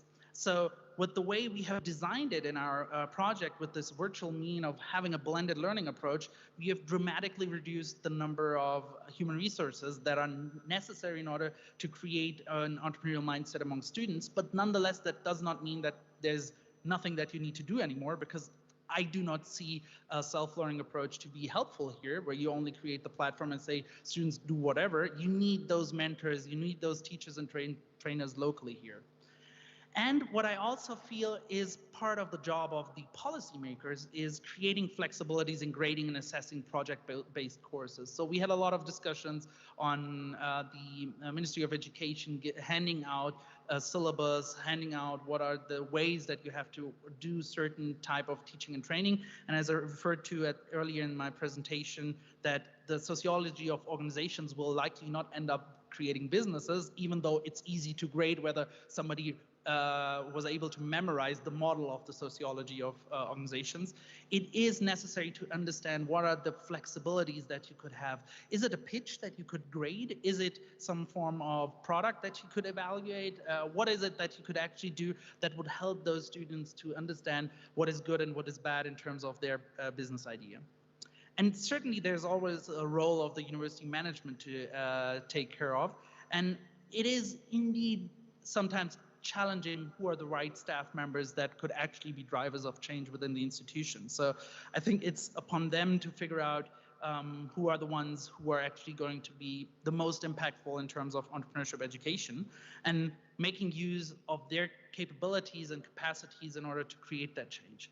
We have worked with a lot of experts from the different universities in Kenya, so Professor Wanjao or Professor Rosemary, who are great experts on entrepreneurship, where we felt we are learning from them, and it's not necessarily the other way around. So those are the people who are going to create an impact, and it's to every university management to figure out who are those key people that would actually create the change. And actually, it's also the part of the university management, I feel, to help in creating those flexibilities. We came to realize over the course of the project that it is actually possible to create some flexibilities within the current system already, but there needs to be some form of approval from the university management. So if they take it upon themselves on figuring out those flexibilities that are already out there in the system, then that would definitely help the teachers and trainers to realize the potential of entrepreneurship education. And finally, I wouldn't want to leave out the teachers, trainers, and researchers, because they actually are the ones who have to now utilize the potential of digital and blended teaching approaches, because if done correctly, it will dramatically reduce their workload and their teaching workload, because Teresa is already talking to them, and there are already videos out there where you have the knowledge that would typically be transmitted to those students in a lecture. So how can you transform the experience for students during the lecture itself by having a digital blended learning approach and focusing on the projects itself that students are working on during the face-to-face contact time? And obviously, more project-based courses would be really helpful. And with project-based courses, I don't necessarily mean entrepreneurship education solely, but also other projects that you could think about in different areas of education, be it in solar energy at Qna University, you would be doing a project on solar energy in an engineering class, for example, or you're talking about a business case that they are following up upon, and so on and so forth. So there's a lot of potential that is out there that I feel that can be utilized. So let me end with a thank you note, because this has been a great journey for the last 3.5 years, and it's still continuing, and hopefully in the future it will continue. And it's not solely me who is the one that did all the hard work, but it's the teams at the 3 universities that we collaborated on. So my sincerest thanks to Dedan Kimathi University of Technology. The team there was excellent in providing assistance in all walks of the project itself. At Qna University, for having great minds with great ideas and really pushing us forward with different ideas on how to improve on entrepreneurship education. At Qna University, for providing us a platform on accessing a large amount of students that will then be able to train in the different courses that we ran.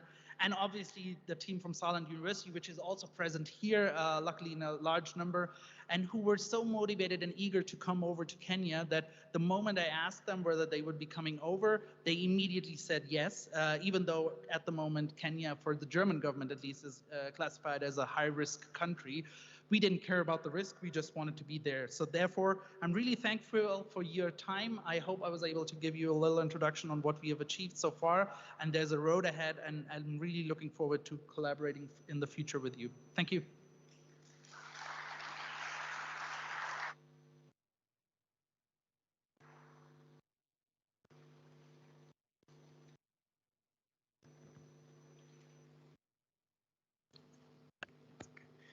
Thanks a lot, Dr. Anida, for that wonderful presentation of the DPUC project.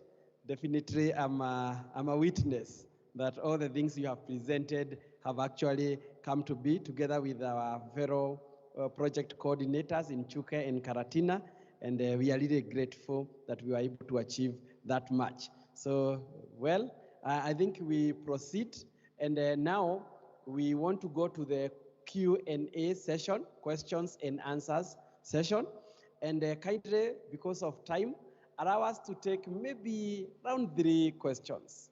We had the representative of DAD, and we highly appreciate the very good work you are doing, the support you have offered to the Kenyan universities, and we are here because of the kind of support you've given us, those kind of exchanges, experiences, and we kindly invite the questions to DAD.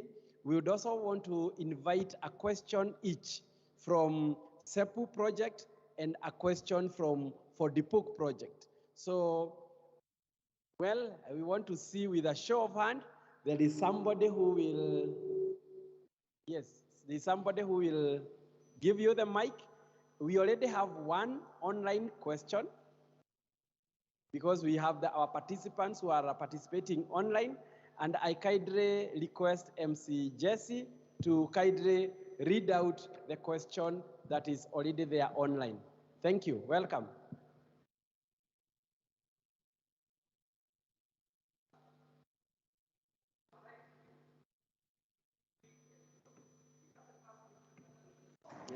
Kindly make sure your mic is on. We cannot hear you from here.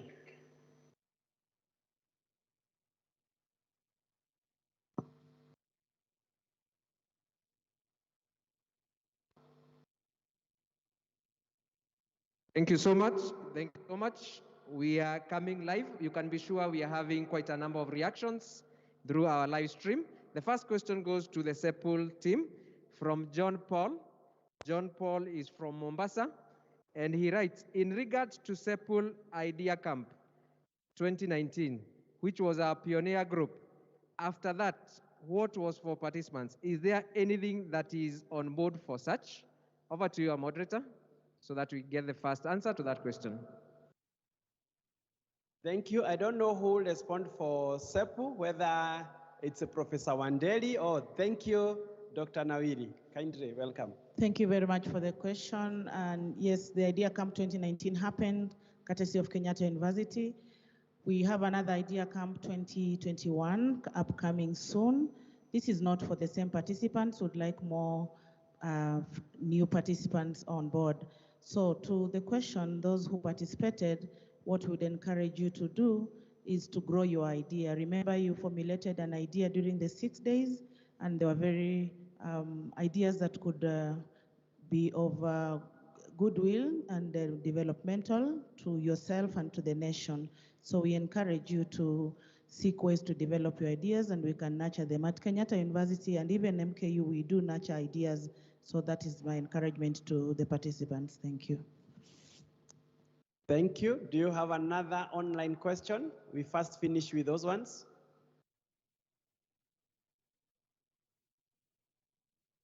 Good. You can stand and... Thank you. Yeah. My name is Eric Masika from Kenyatta University, under STEP, and many things. My comment or question will go to Madam Kobates. Dad, it's a comment or I don't know whether I want to put it as a question or a comment. I've been sitting and listening to nice stories, of which I'm a witness of how the journey has flowed with the letters from Dr. Najib. But one of the things that I've just thought about and I've been thinking, I had a program, and the program was a bit narrow. With these nice stories, how do we remember them? And I was just thinking about the kind of good work that I've done all over for many years. Actually, no institution in the world, if you mention DAD, they may not know what it means, but we are proud with what you're doing. Is it a possibility that all these things can be documented and shared with us? the stories, the pictures, the nice things. We can fall back in future and say, we did it. And if we have done it today, I'm sure these reports, if they're given in this booklet, where the program on page 1 and page 2, I'm seeing the SEP reports, page 3, I'm seeing something that I can look at. That will be a nice document for the institutions participating in this. Because I see on the program we also have a way forward, and I'm sure, even in our talk, we've been talking about what's the way forward? How do we live sustainability and move forward? So just a documentation of this. I don't know whether it's a possibility or that's too much asking for. Thank you.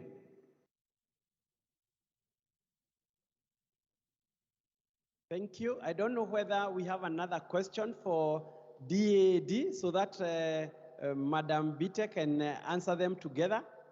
Thank you. Good afternoon. My name is Dr. Felicity, Mount Kenya University School of Business and Economics. I have a comment, not basically a question, but a comment which can as well be discussed further. I've been a participant of the project, the SEPU project, a trainer in the STEP project, and I can say we have really achieved much. So many of our students were able to gain very good skills, and we really do appreciate. However, I've been thinking, is it possible we can take the project a notch higher, where we are able to do a tracer study and have a documented report on what these students are now doing after the training, so that what we keep singing about and what keeps getting worse in Kenya can really be solved. Because in my opinion, we are not yet out of the woods. If you see the number of students, graduates that are seeking jobs, it is alarming. And we keep saying it's a ticking bomb. We have the power, I believe. We have the strategies, but we need to really put it into practice. We trace these students so that in future on our slides, we'll say this percentage of students went through this training, this percentage started their ventures, and this is where they are. And because of that, they are now employing like 2 people, 10 people. We'll be able to be so proud and say, we really did it. But as it is now, we don't know where those students are. I've been in the program, the STEP training since its inception. But I cannot say where those students, after they graduated, they went, and we are not able to follow them up. We would be more effective, in my opinion, if we really turn our universities into practical entrepreneurial. We set structures and systems that will ensure that we are able to have sustainable ventures from these students that have gone through our hands. That's my opinion. Thank you. Thanks a lot. Let's take one more question from behind there, kindly. Good afternoon. I'm Omanyi Joshua, Mount Kenya University, Parklands Law Campus. I have a question to Dr. Nida. Yeah, he took us through the steps for entrepreneurial action, and there was a step in number 3, idea generation phase, before we go to the launch and start phase. So in between those 2 stages, there's a big gap. And through the session it took us, there was a training, virtual, for the staff and some teachers. So through that, to ensure that all is focused to ensure the students get those skills, those entrepreneurials. But when they get it, how do we get, since the students have been taught, how can they be exposed, access the resources, and the investors for further developments? So like the resources in the schools, how can we ensure we have the idea, but making that idea to work? What has been done, or what can we do to achieve? so that we can know what are we going to work towards. It's like I'm coming with a machine, I have the idea in theory, but in a practical, I don't have anything, I'm a student.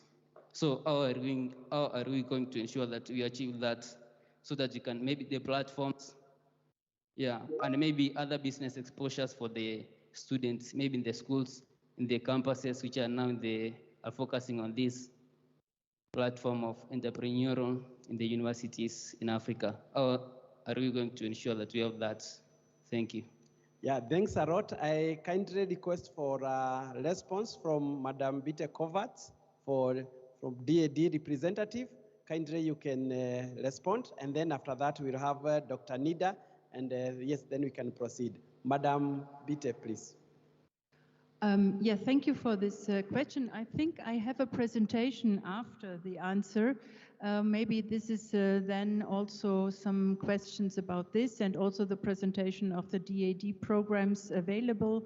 So I hand over to Dr. Nida for the answering and then after. Thank you.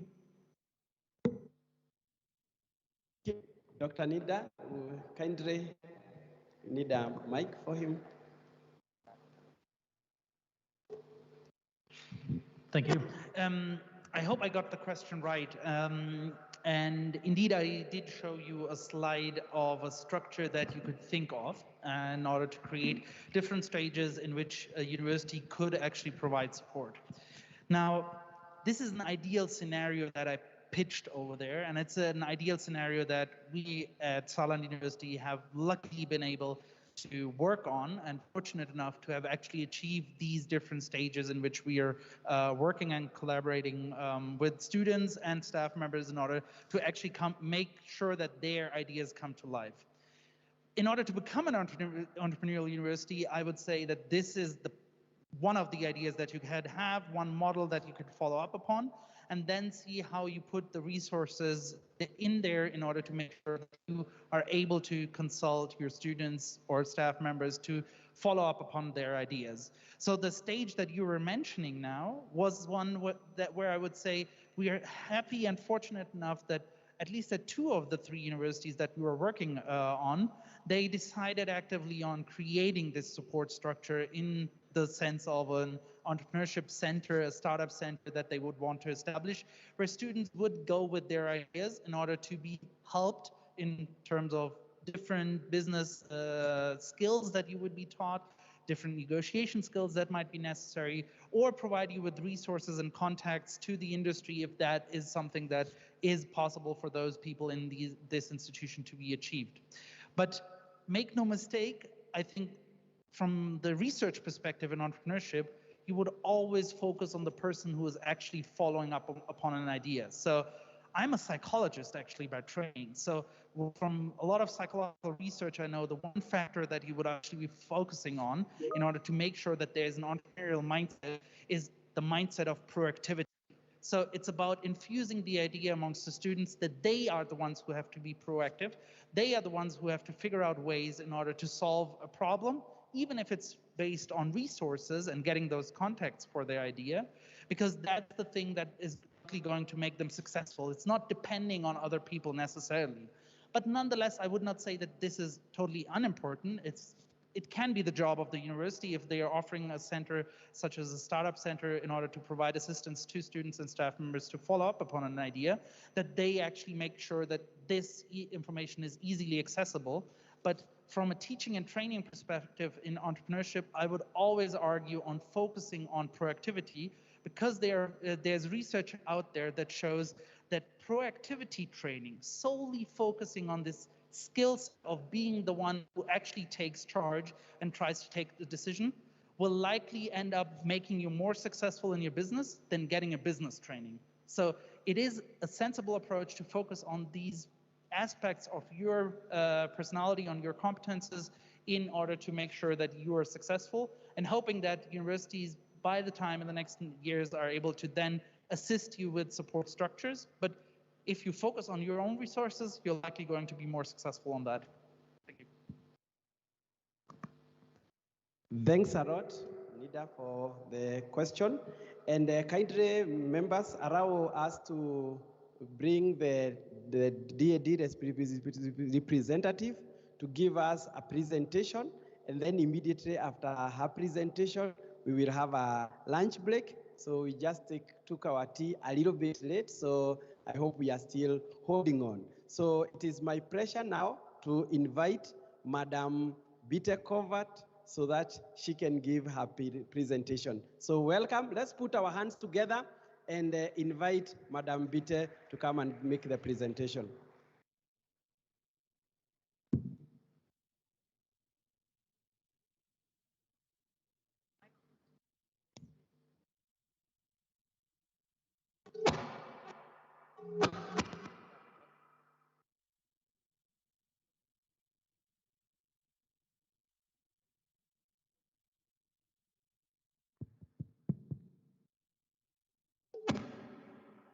Okay, thank you very much once more for the opportunity to present DAD's work in East Africa as well as our funding programs. So the EPU is one of our funding programs, but there are quite more, and I'm glad to have the opportunity to present our programs to you, dear partners, and also to you students, because there are a lot of opportunities and funding available. Next. Next slide.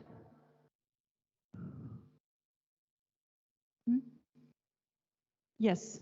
So let me introduce what is DAD. German Academic Exchange Service is an association of German universities. So we have member university. I think Saarland is one of our members, of course. And also student bodies are members at DAD. So we have all over Germany our partners, our members, and we are doing services for them. We have a wonderful budget of around 600 million euros per year, coming from different sources, ministries in Germany, as the Foreign Ministry, as the Ministry of Education, as well as the Ministry for Cooperation and Development. And with this money, we can fund scholarships to German students coming to Kenya, for example, and scholarships for Kenyan interested to study and research in Germany. We have committees with professors doing our selection, and we have almost 70 branch offices all over the world. Next.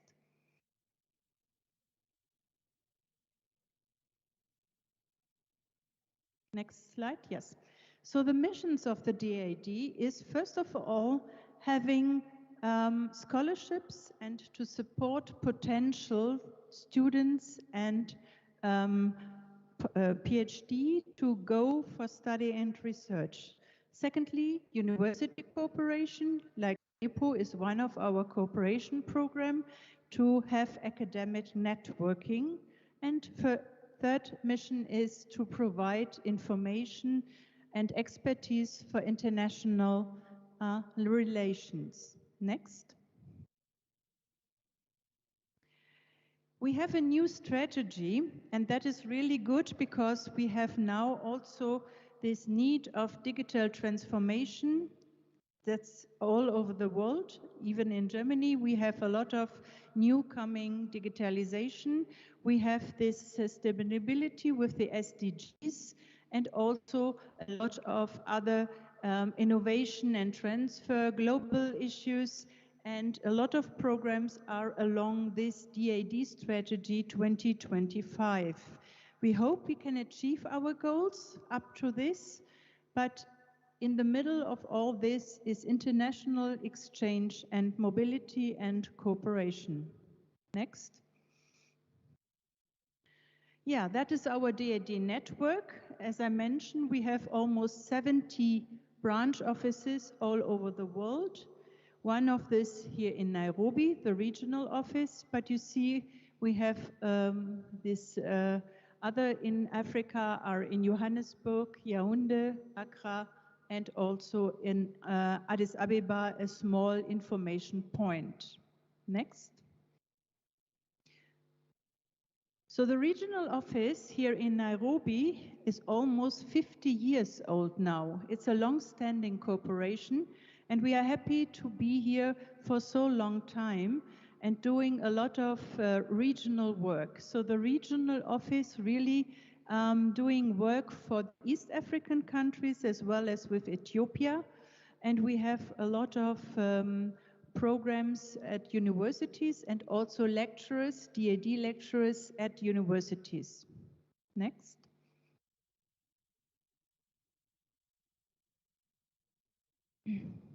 Next slide.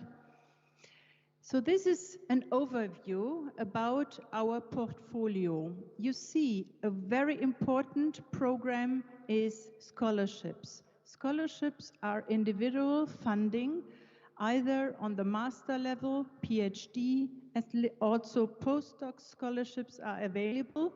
Scholarships are available for going to Germany or within Africa.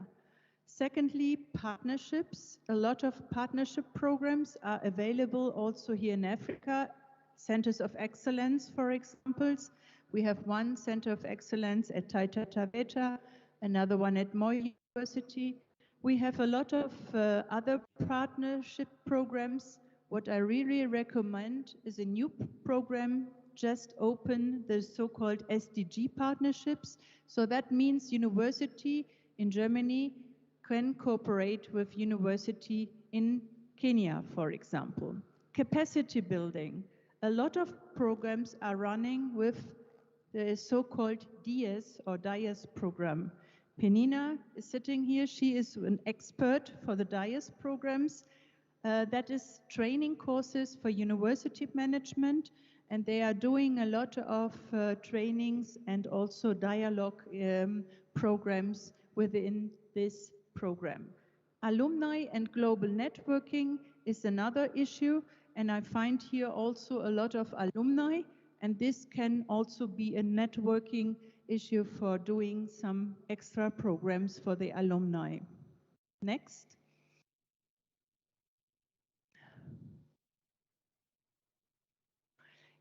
DAD as a funding organization has individual funding, so that means you as a student or PhD candidate can apply individually for scholarship via the DAD.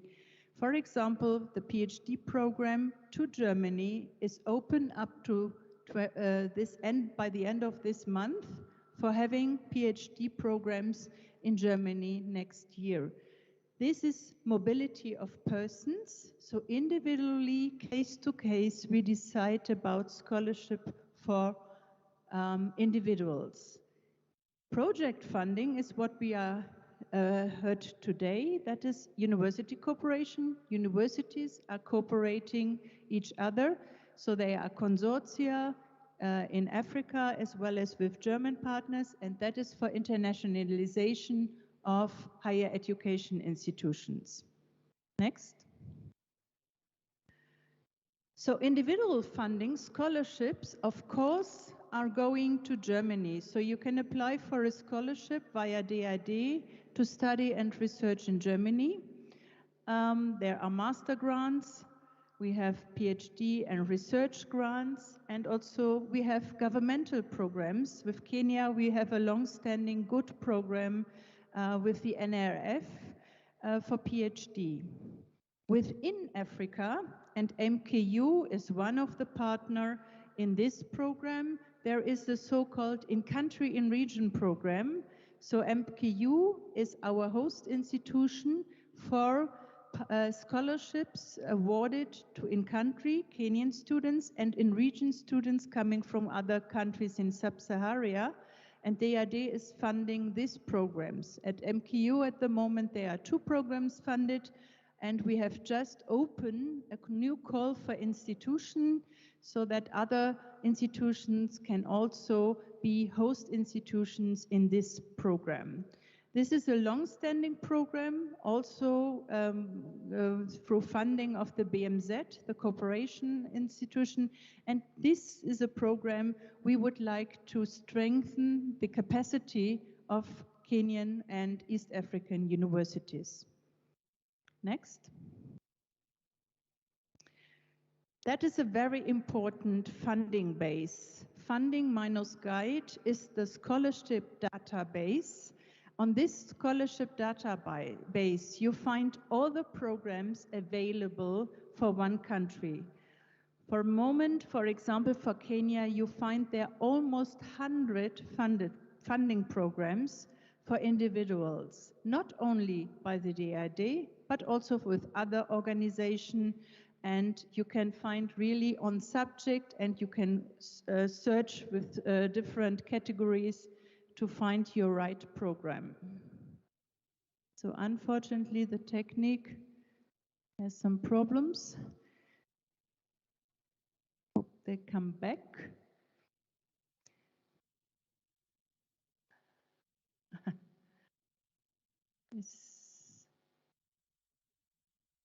Okay. Maybe I can bridge with this funding database. It's really something you have to check every week, because new programs really coming every week to have new scholarship programs. And that is a wonderful program with a database, not only the program, you can find the university, the contact partner, and everything you need, and that is a program available for all type of funding. So funding minus guide is really a wonderful database for scholarships. Next. Next slide, please. Thank you. Okay, coming to new university networking and cooperation. I know a lot of you here, VICs and DVCs are here, so that is something addressing to institutional partnership. Next.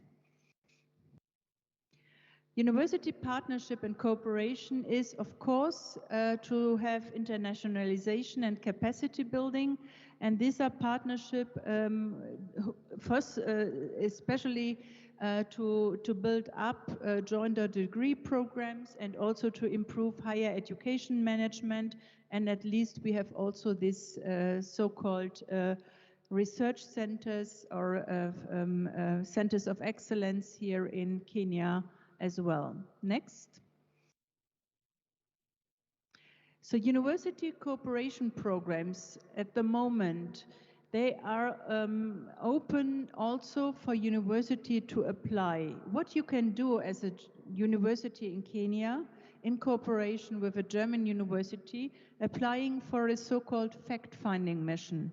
Now we can travel again, so you as a university can ask the German partner to do a fact-finding, to find out whether you can work together, have programs together, and have a cooperation.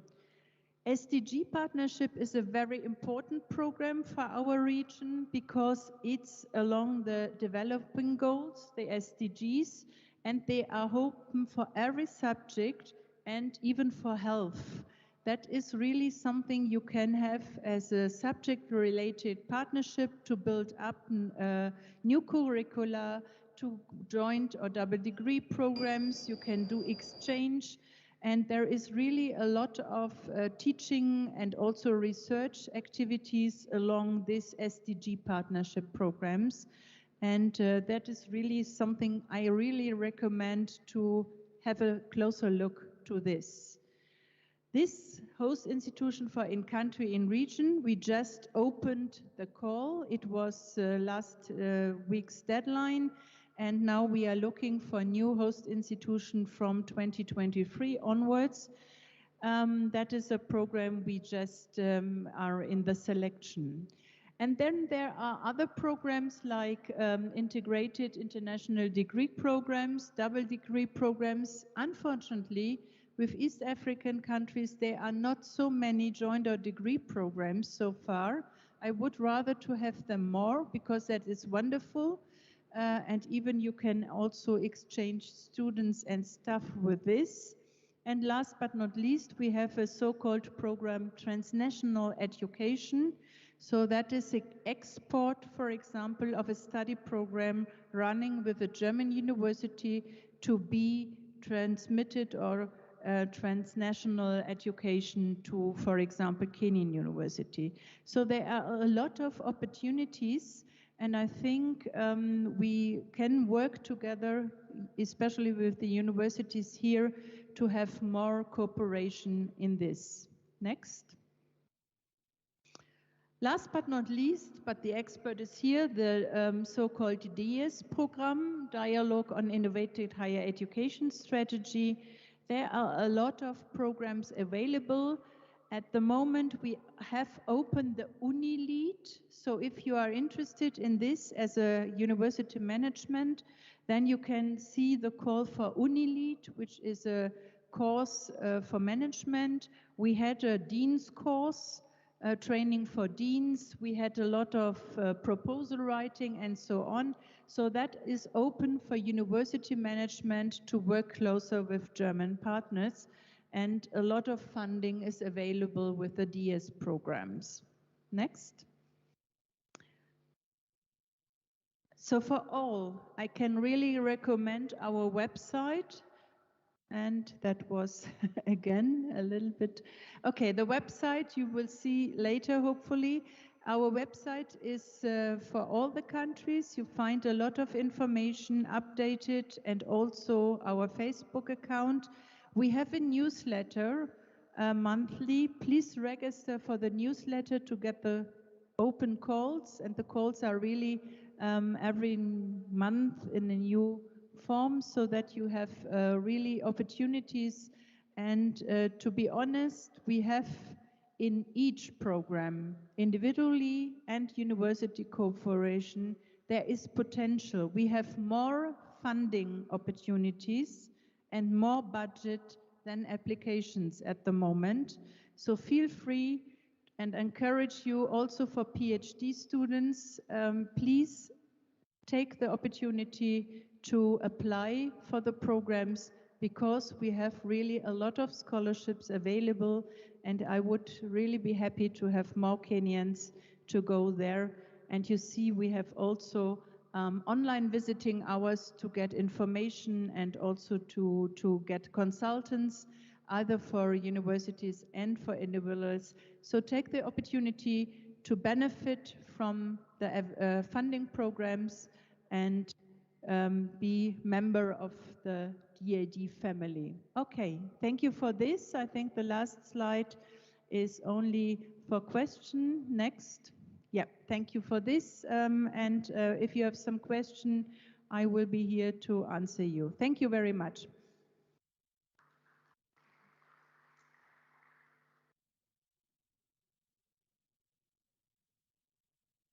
Yeah, thanks a lot.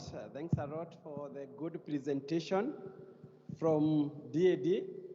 Yeah, and we are also a witness that DAD has been very helpful to our students, and they have done a lot of capacity building in our universities, both at master's level and PhD level in many programs.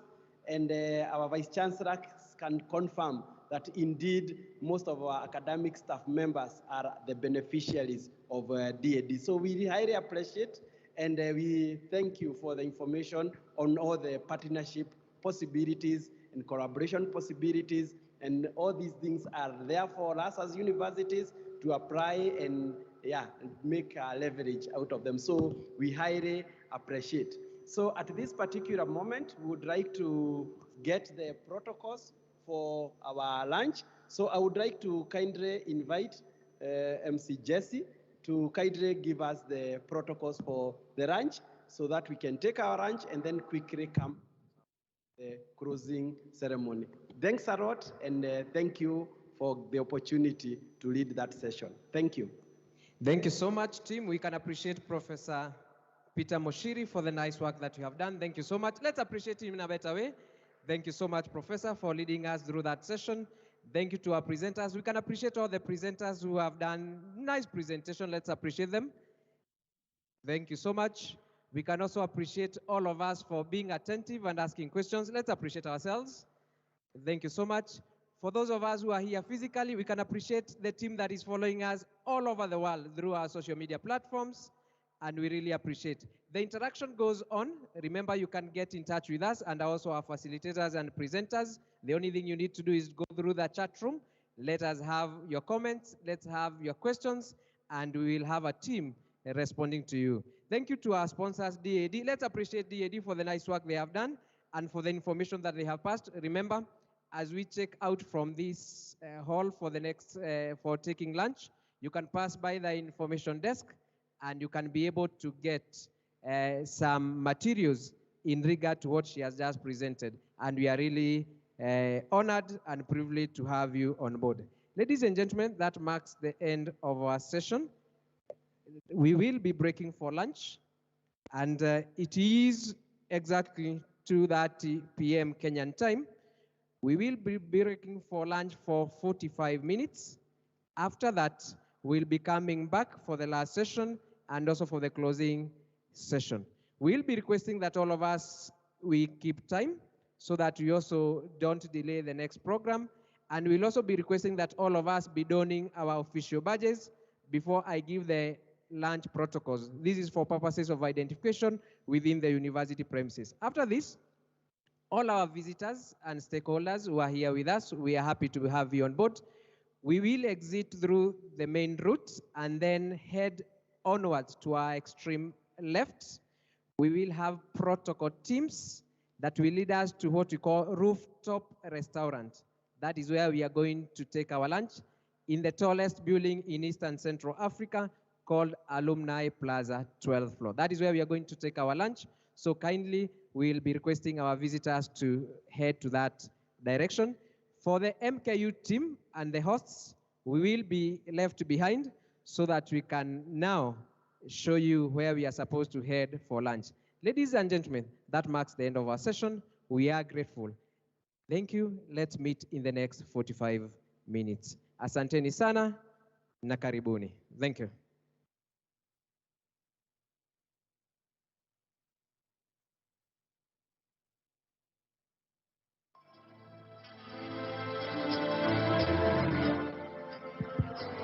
Thank you. We can exit through that route. Our protocol team, you can lead our dignitaries and also our visitors and the stakeholders.